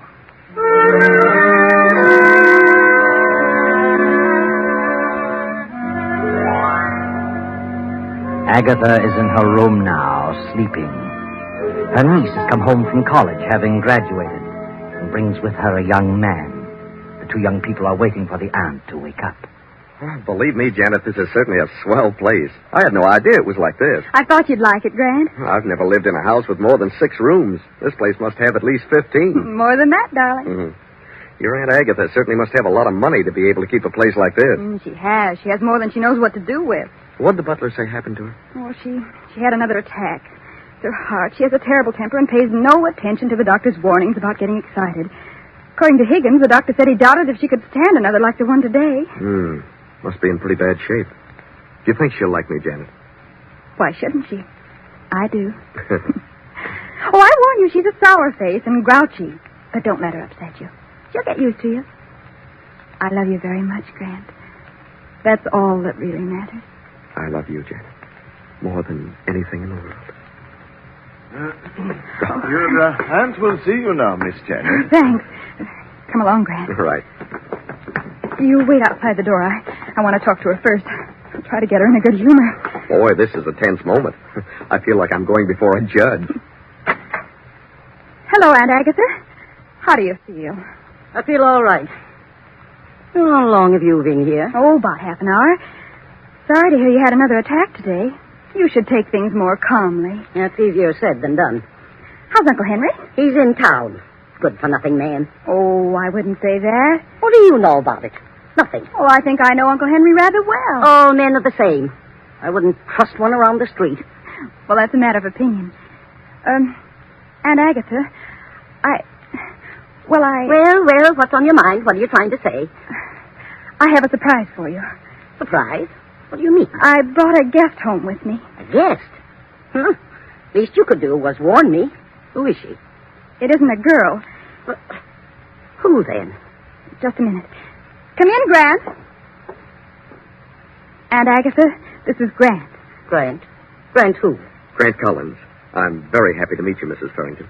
What's he doing here? He's going to stay here for a while. Why? Well, because I asked him to. Well, I didn't ask him. But, Aunt Agatha, you don't understand. I understand, all right. And I don't need any explanations. Is this an example of what you've been doing at college, running around with men? Well, this is different. Grant is more than just a friend. I have enough trouble around here now, without taking on any more. You'll have to leave at once. What? You don't know what you're saying. I certainly do. Perhaps I can explain You it. keep out of this. This doesn't concern you. I'm afraid it does concern him, Aunt Agatha. Well, who is he? Where'd you meet him? What does he do? Well, I'm just an ordinary person. I haven't come from any great family, if that's what you mean. And I haven't any money. What's your business? Well, I haven't any regular line. I've done a lot of things. But I'll hit on something. Another one. Just like Henry. You ought to have more sense than that, Janet. But I love Grant. Nonsense. And I love Janet. Young man, you better leave this house before I lose my temper. I'm not going to have my niece throwing herself away on a nobody. Now get out. Just a minute, Aunt Agatha. This is my home, too. Grant is here at my request. Is that so? Your home, eh? It's your home only so long as I choose to make it so. You're my heir, but if you dare to defy me, I'll change that quicker than you can bat an eye. Oh, you're jumping to conclusions. After you get to know me better, I think you'll like me, Aunt Agatha. Aunt Agatha? What do you mean by Aunt Agatha? I'm your nephew. Did you say nephew? Yes, he did. Grant and I are married. Married? We were married today. How dare you? How dare you do such a thing without consulting me? Now, please, Aunt Agatha, don't let yourself get excited. Get out of here. Get out. But please, Mrs. Farrington, give me a chance to explain. This marriage will be annulled immediately, Janet, or I'm through with you. Do you hear? I'll change the will and leave you nothing. It's final. Now get out. Get out, both of you. Leave me alone. Get out. Come on, Grant. Let's leave her alone before she has another attack. What do you think we should? I'm all right now. Leave me alone. Say, I never expected anything like this. Neither did I. She certainly is in a bad way. Yes, I didn't realize it was quite this serious. She's in a terrible mental state. Well, this is a pretty situation for us. Well, I don't want you to leave, darling. You'd better wait a few days until she's better. There must be some way to win her over. I hope you're right. I'll have a talk with Uncle Henry. Something's happened to cause all this. I'll find out as soon as he comes in. Now, don't worry, darling. Everything will be all right. I hope so. I'll just keep out of her way for a few days and see what develops.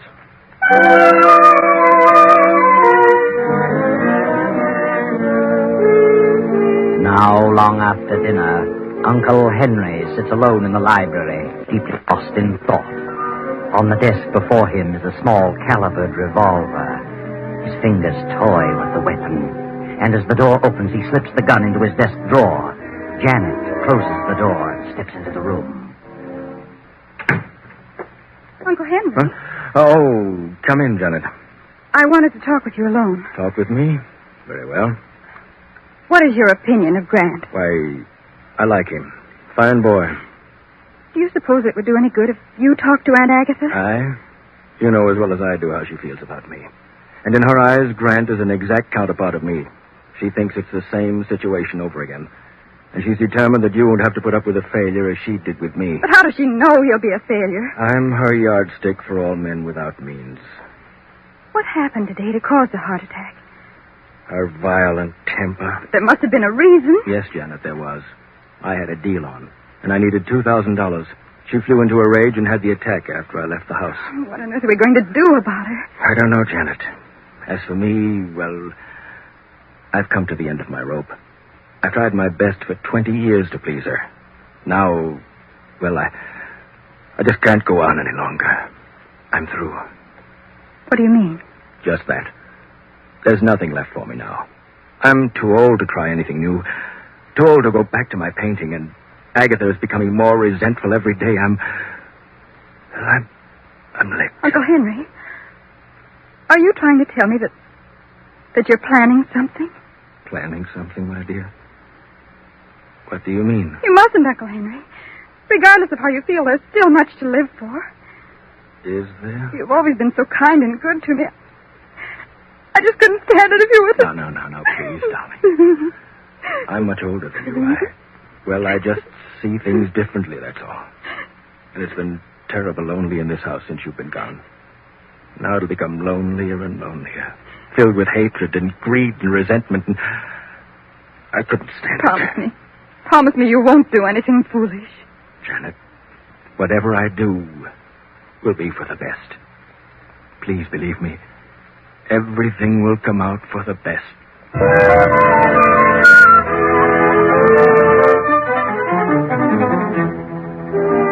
Around 12 o'clock that night, Janet, Grant, and Henry go to their rooms, and the big house settles down to sleep.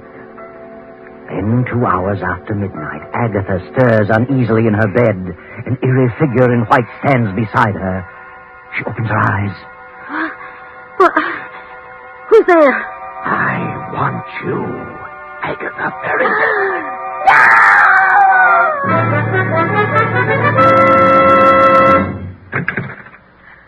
Aunt Agatha! Aunt Agatha! Good heavens. Brian, Uncle Henry, hurry! What happened? I heard a scream. Janet, what was it? There's the medicine. Give her a dose. I'll rub her wrists. Oh, she's as cold as ice. What on earth could have happened? A nightmare? She's had quite a shock. Oh, her pulse is fairly strong. She's coming to. Oh. What happened? You screamed. You had fainted when we got here. Yes. There was someone in this room. I saw it. Saw what? I don't know what it was. It was a figure in white. Auntie, you must have had a nightmare. Maybe so. It could have been a nightmare, but it seemed so real. Look. The window to the balcony is open. Did you open it, Aunt Agatha? No, I never keep it open. Look outside, Grant. You mean it might have been a burglar? My diamonds. It could have been a burglar. And your scream frightened him away. Look in the box in the drawer. I did. They're all here. Not a sign of anyone outside. Do you feel better now? What's happened, ma'am? Anything wrong? No, Higgins, nothing's wrong.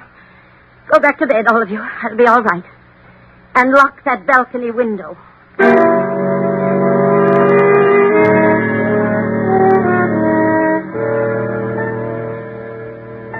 Now it is the next night. Uncle Henry is sitting alone at the desk in the library, lost again in a deep study. Grant and Janet are in the living room.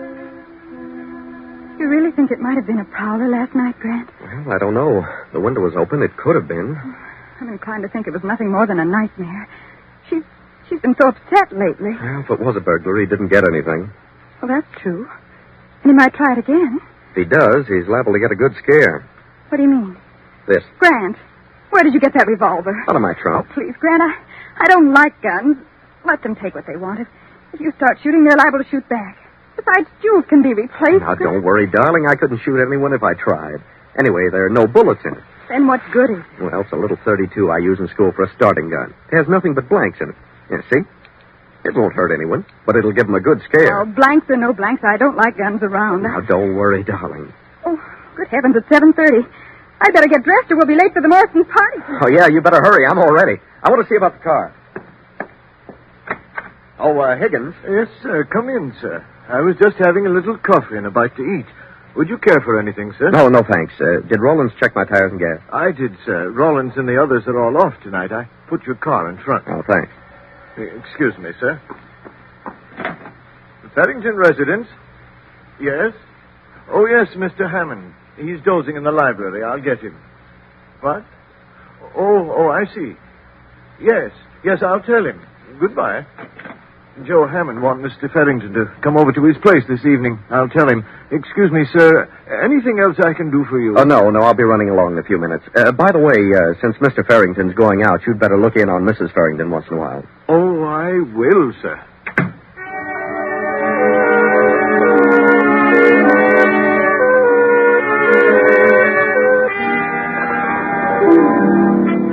So Grant and Janet drive to the Morrisons' estate to attend a charity lawn party. And Henry goes to talk things over with Joe Hammond, the ex-lawyer who holds Henry's bad check. Then toward midnight, the lawn party breaks up and Grant and Janet return home. Well, that was a wonderful party, Grant. I never saw so many people. Friends I haven't seen for 4 years. I was thrilled to death. Yes, it was quite an affair. I wonder how much they raised. Good many thousands, I imagine. And did that red-headed gal sell war bonds? I'll run up and see how Aunt Agatha is. I'll be right down. Right. I think I'll have a nightcap. Want one? No, thanks. Hello, Grant. Oh, hello. Party over already? Yeah, big affair. Had a great time. I got to talking business with Joe Hammond, and first thing I knew, it was almost midnight. Grant, call Dr. Johnson. What? Janet, what is it? Aunt Agatha. Come quickly, Uncle Henry. Call Dr. Johnson, Grant. You can't get him, call the emergency hospital. Get a police ambulance.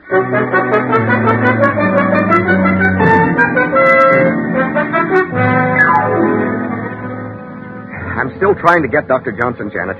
Never mind, Grant. Police surgeon says we won't need Dr. Johnson. Did he pull her out of the attack? No. He couldn't do a thing for her. She was dead when they got here. Good heavens. Well, she must have had a severe attack. Well, you see, Grant, Just a minute, folks. I'd like to ask a few questions, and I'd prefer that you didn't carry on any conversation with each other. No conversation? Well, what's he mean, Janet? Never mind. I'll get around to that. Take all their fingerprints, Davis, while I'm talking. Yeah, Captain. I demand an explanation. What do you mean, fingerprints? How long have you known Janet Farrington? Oh, about 6 weeks. Where did you meet her? At a dance, a party. Did you know all about her? Who she was, her family? Certainly. What do you know about him? well, I just knew I loved him, and that was enough. I take it your financial condition is not so good, Grant. Well, no, I haven't any money, but What's that to do with it? Did Agatha Farrington object to your marriage? Yes, she did. She threatened to change her will unless we had the marriage annulled, but... Did you care whether that happened, Grant? Well, certainly. I didn't want Janet to lose her inheritance. What are you getting at? Grant had nothing to do with it, I tell you. I know what you're inferring, and it's ridiculous. Grant didn't marry me for my money. What's this about prowlers around the house? Well, we aren't sure there were prowlers. Agatha claimed someone was in her room last night. The window was wide open, but we aren't sure about it. It was a nightmare. Well, she did keep some jewelry in her room, and from the looks of the room, someone certainly went through it thoroughly. Who knew about where she kept the jewelry? Why, all three of us knew. And Higgins the butler knew about it. Where's Higgins? Why, I never thought of that. Probably in his room. I'll look. Higgins! Higgins! He's unconscious! Yeah. He's been blackjacked. Higgins! Higgins! Mr. Farrington, what's wrong? Who slugged you? Slugged me? Why, I've been asleep. That's what you think. Feel the bump on your head. Good heavens. Did you hear any shots tonight? Shots? No, I was in my room. I must have dozed off in the chair. Then it must have been a burglar. What goes on here? Anyone would think you were trying to cook up a murder. No, Grant. The murder's already been done. What? Yes. Mrs. Farrington was shot in the chest. Twice. Shot? But that's not possible. Shot? Here you are, Captain. We found this gun in the young fellow's room. It's been fired twice. Oh, this is silly. That's a starting gun. Nothing but blanks in it. Who fired it? What? I haven't the slightest idea. All right, Davis. Take the gun and the bullets from Mrs. Farrington's body and have ballistics check on them.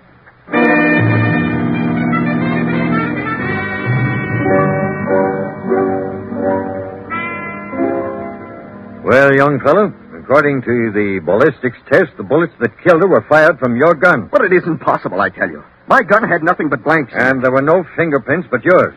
I'm afraid you're stuck with this deal. Oh, please listen. I couldn't have done it. You had a motive, a gun, and an opportunity. And furthermore, you left that party for a half hour tonight. We checked on it. We have a witness who saw you leave. All right, what if I did? My gun has blanks in it.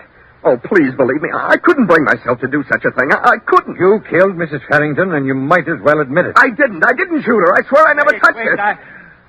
I can't stand by and see an innocent person suffer for this. The boy didn't do it. I did it. I had a better reason. I planned it. I'd have enough of Agatha, and I was caught in a jam. I did it to get the insurance she left me. I was desperate. I came back and slugged Higgins while he was asleep, shot Agatha, and left the house. I don't believe you. You're trying to cover up for him, but it won't hold water. We've got him dead to rights. But I couldn't have killed her. I only wanted to scare her. What? Go ahead. Nothing. Then you did come back here. Spill it. Well, all right, I did come back. Grant, what are you saying? I had the gun, but there were nothing but blanks in it. I doped Higgins' coffee before I left the house. I came back and went to her room. I fired the blanks. Why? Well, I knew she had a weak heart. I figured the shot would bring on her death. I was the figure in her bedroom. I couldn't see Janet lose her fortune, but I didn't want to give her up. Grant, how could you? I can't believe it. I tell you, I came back and shot her. If he fired blanks, then I must have fired the bullets that actually killed her. Look at his gun. Real bullets in it. What? Why, they are bullets. Where's your gun, Farrington? Here. Open it. Great Scott. Why, they're blanks. That settles it.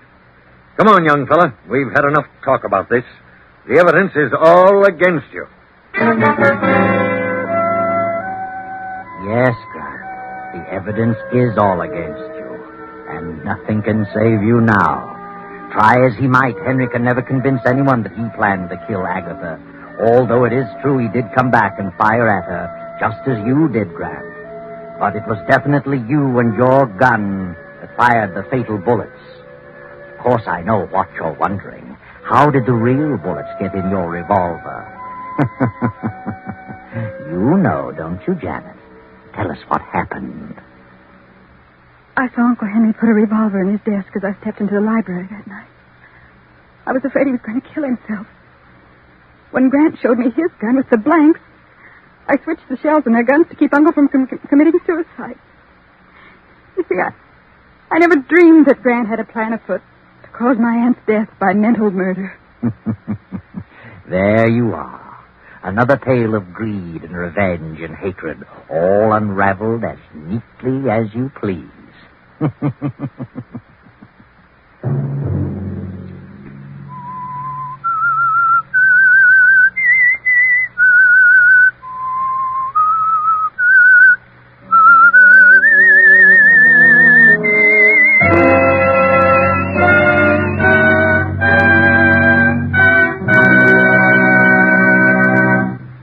CBS has presented The Whistler.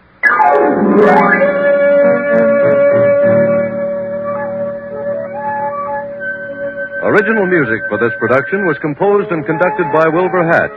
The Whistler is written and directed by J. Donald Wilson and comes to you from Columbia Square in Hollywood.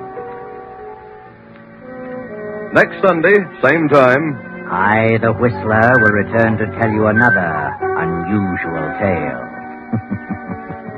Good night.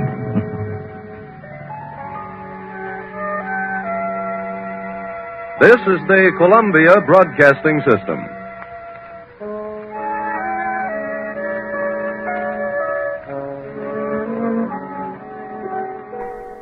You're listening to HOJO Radio. More classic old-time radio coming your way next. Wait a minute. Have you heard the strange tales of the Whistler?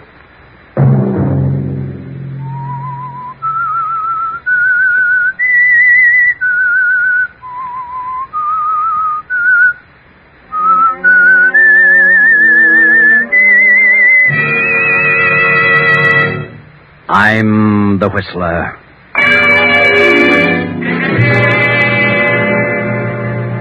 John was here in this room. I saw him and talked to him. He had a message for me. And while he was here, the room was filled with the odor of musty roses.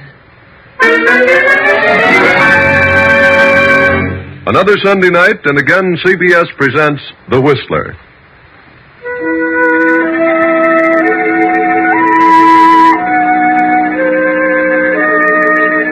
I, the Whistler, know many things, for I walk by night. I know many strange tales, many secrets hidden in the hearts of men and women who have stepped into the shadows. And so I tell you tonight the unusual story of apparition. In the midst of a circle of tall, moaning pines spreads an old mansion. On the second floor, a low light burns in a large bedroom, the bedroom of Elizabeth Kemper, the elderly mistress of the mansion. Mrs. Kemper's husband, John, died suddenly a year ago and left his entire estate to his wife, Elizabeth. Shortly after John's death, Elizabeth brought her husband's sister, Bertha, and Bertha's daughter, Celia, to live with her. Since John's death, Elizabeth's health has gradually failed and she has taken to her bed. In the meantime, Elizabeth's only sister, Mary, has come to live in the great house, and Mary's son, Herbert. Now, long past midnight, Elizabeth tosses in her bed and mumbles. John, what is it? What do you want? Why don't you say it? Suddenly, Elizabeth's door bursts open, and Bertha moves into the room and stands beside the bed. Elizabeth? Elizabeth? Huh? Elizabeth! It's Bertha. Oh, Bertha. Oh, yes, Bertha. Why did you scream? Scream? Did I scream? Yes. Just as I came in the room. You must have frightened me. Were you dreaming? No, I don't think so. But I don't know. I thought John was here. John? You thought John was here? Yes. Standing there beside the bed. Elizabeth, I saw him too. Just a moment ago. What? In my room. Oh, but that's nonsense. Why should he always appear to you? I'm his sister. Yes. Yes, of course. John was trying to tell me something. Something about you. What? He was trying to tell me that you should listen to him. Listen to him? Something about the property. What about the property? He says he made a mistake. Mistake?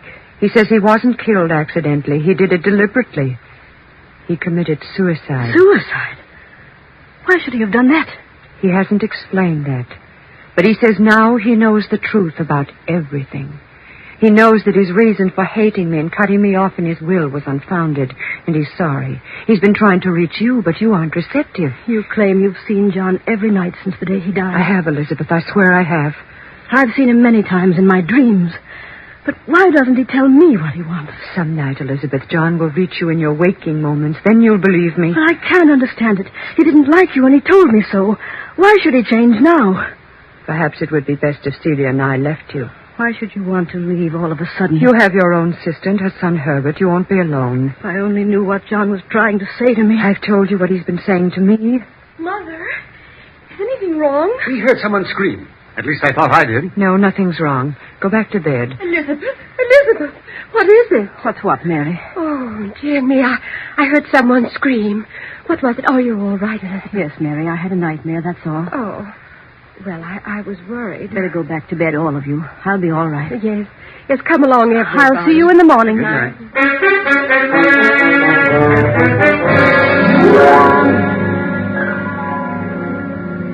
But, Mother, why do you keep frightening Aunt Elizabeth by telling her about Uncle John? I'm not frightening her. She should know the truth. But she is frightened.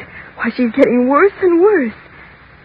Are you sure you have seen Uncle, really? Do you dare suggest that I'm lying? Is that what you mean, Celia? No, Mother. I didn't mean that honest. It's better. And don't you ever say such a thing again.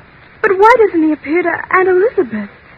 She only dreams about him. That's something that can't be answered. There are those who are gifted with the powers to see those who have departed. See them and talk with them. I'm one of those so gifted. Do you understand? Yes, Mother. John is trying to get a message to Elizabeth about me. And because he finds it difficult to reach her, he's chosen me as the medium. What is the message? He left me nothing in his will because he hated me and thought I hated him. But you did. I did not. It was his imagination. But now he's learned the truth. Now he knows I had nothing but his best interest at heart. He's trying to tell Elizabeth to leave all the estate to me. And he will continue to return to this house until his mission is accomplished. Then his soul can rest in peace. I'm frightened, Mother. I don't want to stay here another day. I can't stand it here. You stay here until I'm ready to leave. Do you hear me? Yes, Mother. I hear. Now stop this nonsense and go to bed. Yes, Mother. I'm sorry. You'd better be.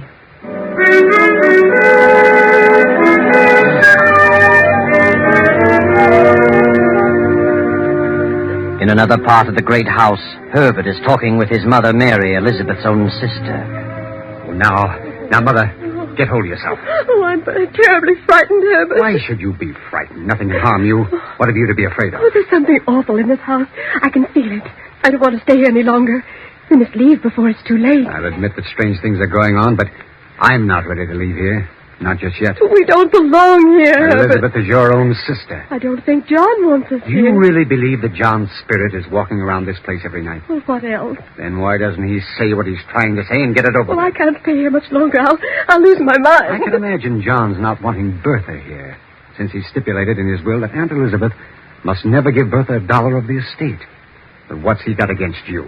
Nothing. Oh. He didn't say that Elizabeth couldn't leave you a part of it. Well, all I want to do is to get out of this house. Well, I don't feel that way about it. Why should you walk out and leave everything to Bertha? Well, that's why John's staying around here. He doesn't want anyone here. Well, ghost or no ghost, I'm not walking out at a time like this. Then I will. I'm leaving here tomorrow. Oh, no. No, you're not leaving. We're both staying until Aunt Elizabeth makes her will. You're staying here whether you like it or not. You hear? Yes, Herbert. But nothing good will come of it. I'm convinced of that. No? Well, we'll see about that. Good night, Mother.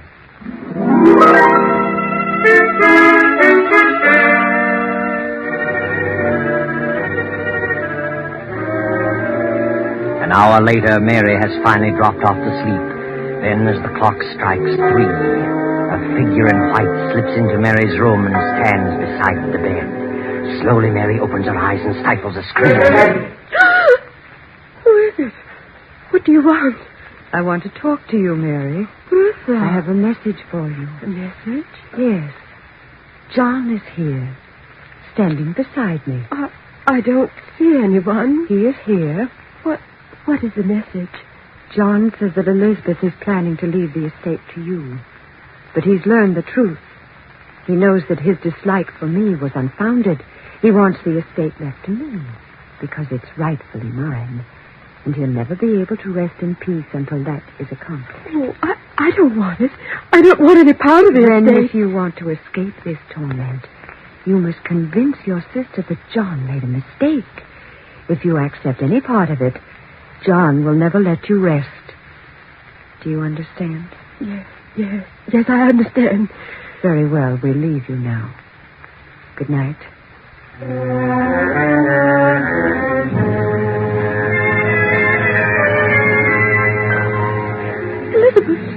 Elizabeth, wake up. Oh, what? Wake up. Oh, Mary, what's wrong? You're shaking like a leaf. He was in my room. Who? John, he was in my room. Mary, what are you saying? He had a message. He said you were planning to leave the estate to me, according to his will. But he made a mistake about Bertha. He wants you to leave it to her, so he can rest in peace. Mary, are you out of your mind? No, you must believe me. I don't want any part of the estate. Oh, please promise me. Leave it to Bertha and have done with it. I refuse to accept it. Get control of yourself, Mary. I'm leaving here in the morning. I'm frightened. And if you had any sense, you'd leave too. If you stay here, you'll go mad. Very well, Mary. If that's what you call gratitude, you can go. Oh, I'm sorry, Elizabeth, but I won't remain another night. Are you sure you saw John? No, but he was there in my room. Did you talk with him? No, that is, then how do you know he was there? Well, Bertha told me he was there. Bertha? Was she there, too? Oh, yes. She told me what he wanted. He said he couldn't reach you. Oh, why should John appear to everyone but me? Oh, I don't know, but I know he was there. I could sense it. I tell you, there was someone in the room with Bertha. It must have been John. Oh, let Bertha have the estate or something terrible will happen to all of us. Oh, please, Elizabeth. Go to bed, Mary. We'll talk about it tomorrow. Yes, Elizabeth.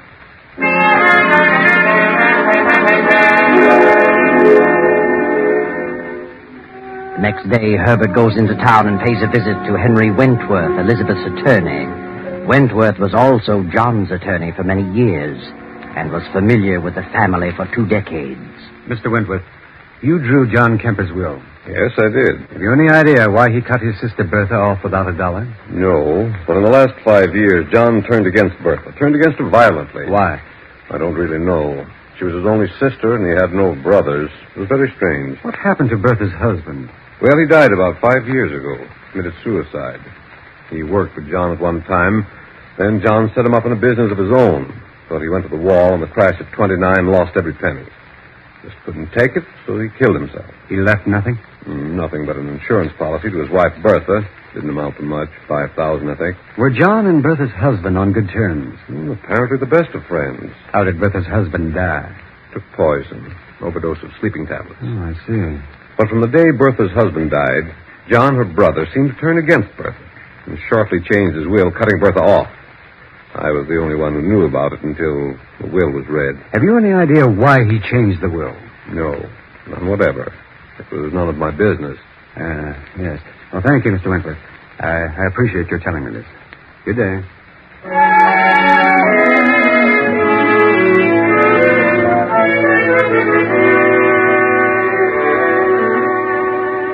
Then Herbert pays another visit, a visit to Dr. Martin, formerly John Kemper's physician. Dr. Martin is at first reluctant to talk, but finally answers a few questions.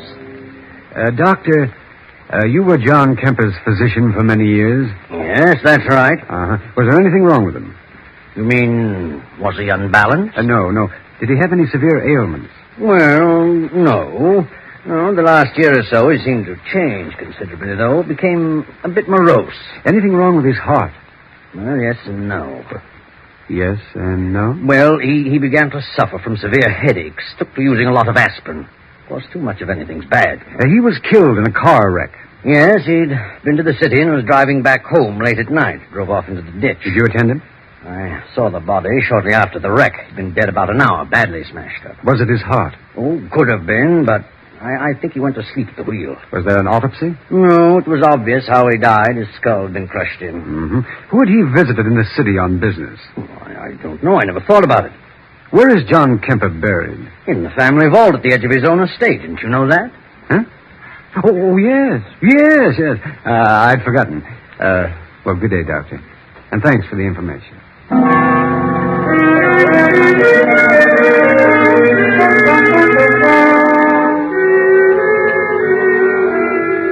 Then later that night, the household prepares to settle down to sleep. One by one, the lights go out in the various rooms.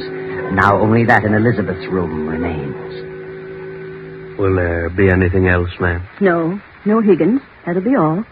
Has everyone gone to bed? Oh, yes, ma'am. They've all retired. Is the milk warm enough? Yes. Good night, Higgins. Good night, ma'am. I hope you rest well tonight. Thank you, Higgins.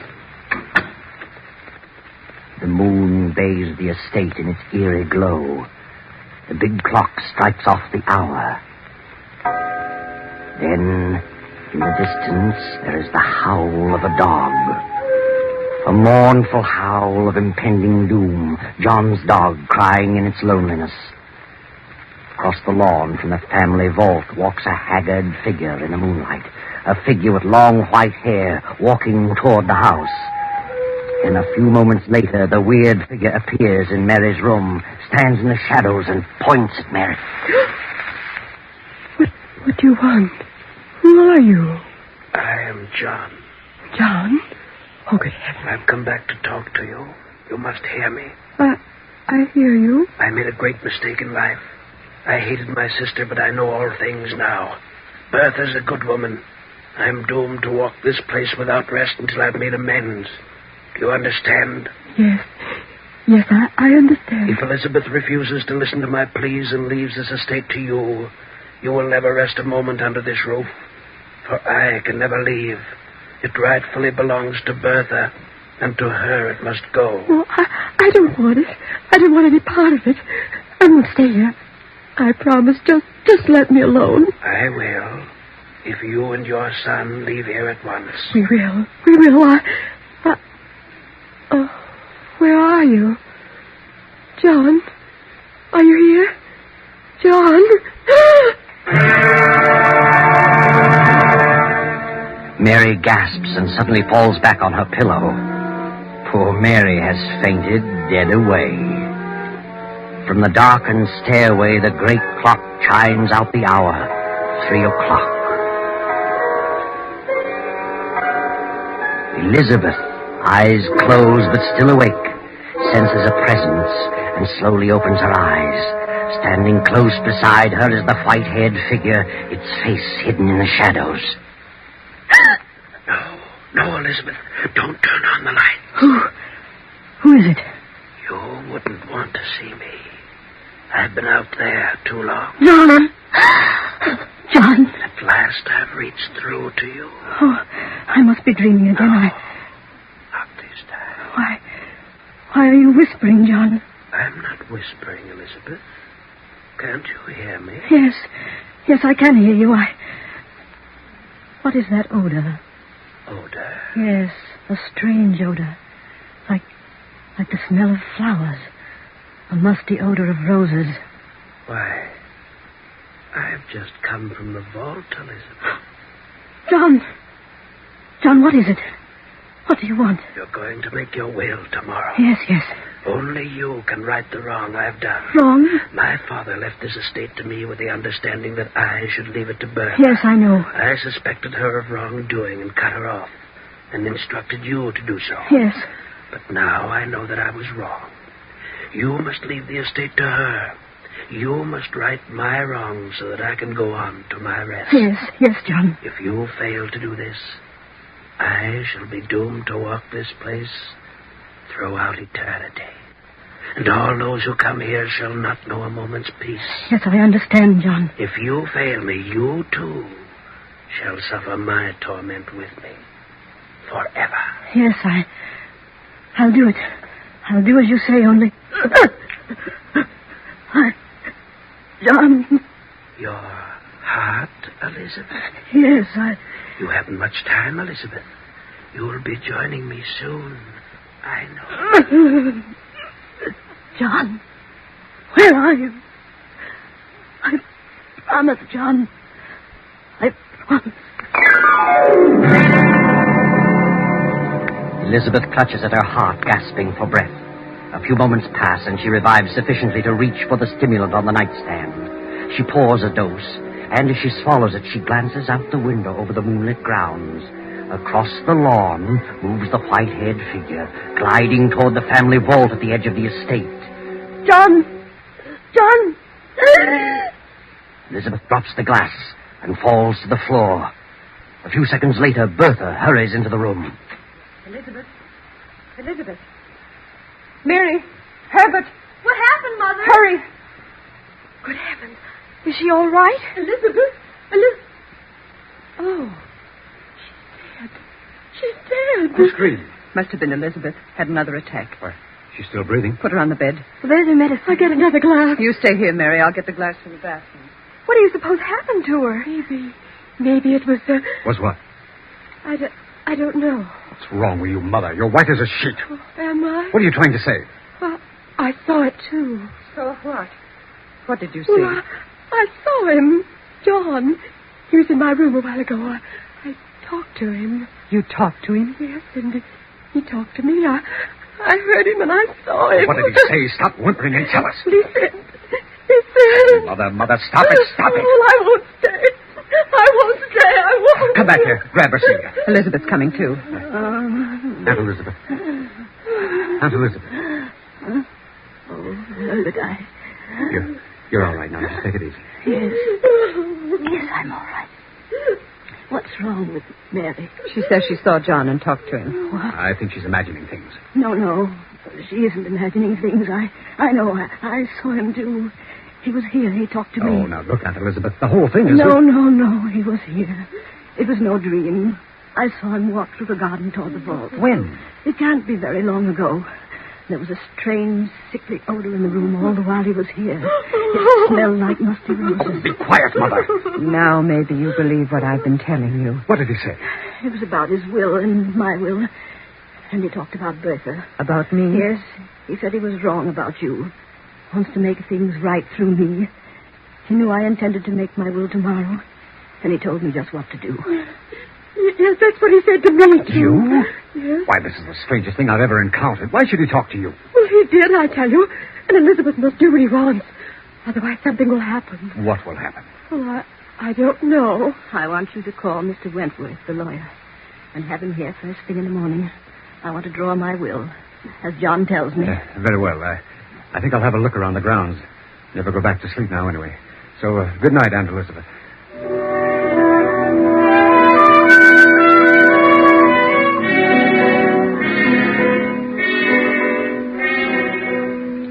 Herbert wanders about the grounds for a while and finally goes to Higgins, the butler, and after some persuasion obtains the keys to the family vault.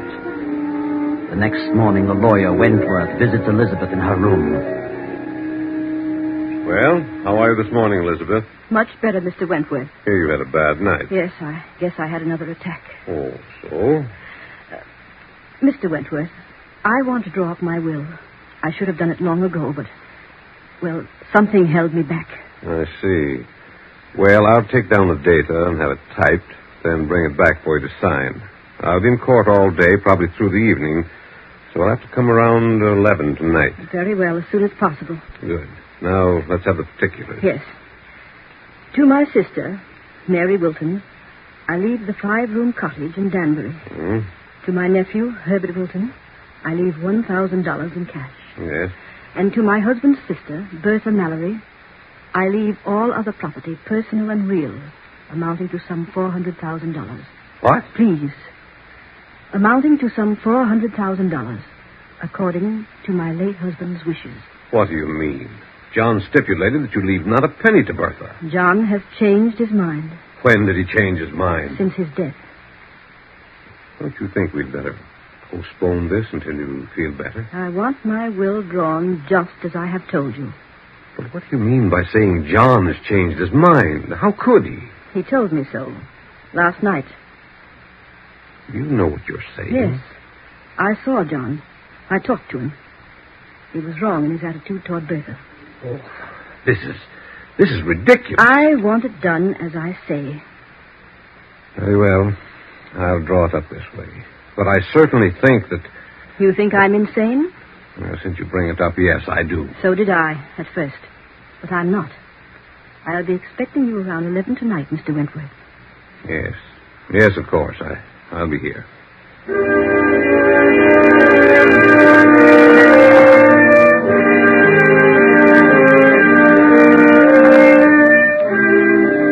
Now it is shortly after 11 the same night. The lawyer has returned with the will, and Elizabeth has called her 3 relatives to her room. Very well, Mr. Wentworth. This is drawn the way I want it. You mean as John wants it? I mean just that. I'm leaving the property that was mine before I married John, the small cottage, to you, Mary, and $1,000 to Herbert. All else I am leaving according to John's directions to you, Bertha. That's the way John wants it. And that's the way it shall be. You must do as you think best. I'm doing as John wishes. Hand me the pen, Wentworth. There you are, and I hope you all understand. I don't. Thank you, Elizabeth. Well, now that you've got it, Bertha, what good is it going to do you? What do you mean? How much chance do you think you'll have to use it? What happiness do you think it'll bring you? More than it would you. Isn't it rightfully mine? Is it? That's the way John wanted Oh, it. no, it isn't. It's the way you want it. I had nothing to do with John it. made a will. He's never wanted to change. Elizabeth knows better than that. Aunt Elizabeth knows nothing of the kind. This is my house now, and the sooner you leave, the better. You'll be living sooner than I will, you and your spooks. You don't believe in ghosts, and you never saw one. I saw John. Night after night. Everyone saw him. Everyone but me, because I'm not a dump. Your own Mother Mary saw him and talked to him. Gosh, John is dead in his coffin out there in the vault. I saw him. But I did see him. So did I. You wouldn't know if you did see him. We would. We've seen him. Yeah. Then turn around. Turn around, all of you. And look. John! Good Lord. It's him. Is that John? Is it? Yes, yes. Take off your wig. Higgins. Yes, the butler. There's your spook. Why, I'm sorry, ma'am. You can go, Higgins. I'll explain everything. Yes. Bertha hired Higgins to impersonate John. That's a lie. Higgins would never have done it if he'd known about the murders. I trapped him into it. He confessed everything. Murders? What do you mean? I got wise to the whole thing. I investigated the whole story about Bertha's husband and John's accidental death. They were both murdered. You're lying. I have the bodies exhumed and examined. They both died of an overdose of sleeping tablets. The very same purchased by Bertha at a certain drugstore. He's crazy. He's crazy. I can't She don't put listen. the tablets in her husband's aspirin bottle. She was the one John visited. That night he had the wreck. She must have drugged him. That's why he went to sleep at the wheel. I didn't. She killed her husband for his insurance.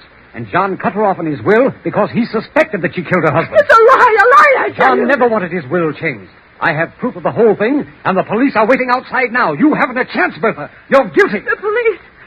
Oh. What no, good no. will all this do you? Where is your fortune now? They'll hang you. Oh, yes. Yes, I did. I did it. I don't know why, but I did it. I gave him the tablets. Did Higgins know that? No. No, he didn't know. Oh. Bertha, she's fainted. Mother. Oh. No, she hasn't fainted. Well, what's wrong with her? She's dead. Oh, Mother. Mother.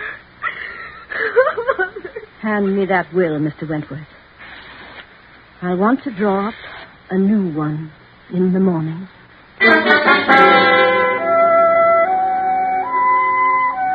Well, there you are. That's the story. John never wanted his will changed, and for good reason. He really knew the truth. But wait a minute. How did you figure this one out, Herbert? You didn't really have those bodies exhumed, did you? I didn't have them exhumed. And if I had, there would have been no traces of sleeping tablets left. And there were no police waiting outside. I was bluffing, working on pure hypotheses. But it did work. Yes, it worked, Herbert. And it afforded me a very nice story indeed. Thank you, Herbert. You're welcome.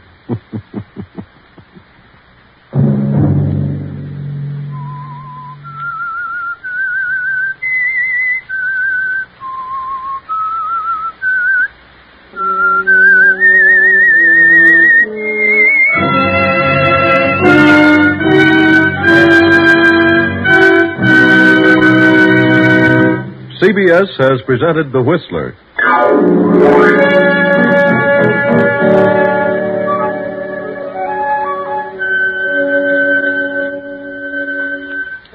Original music for this production was composed and conducted by Wilbur Hatch. The Whistler is written and directed by J. Donald Wilson and originates from Columbia Square in Hollywood.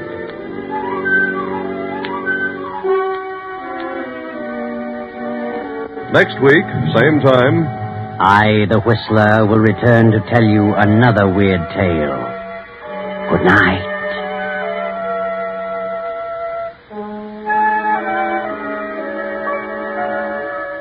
this is the Columbia Broadcasting System.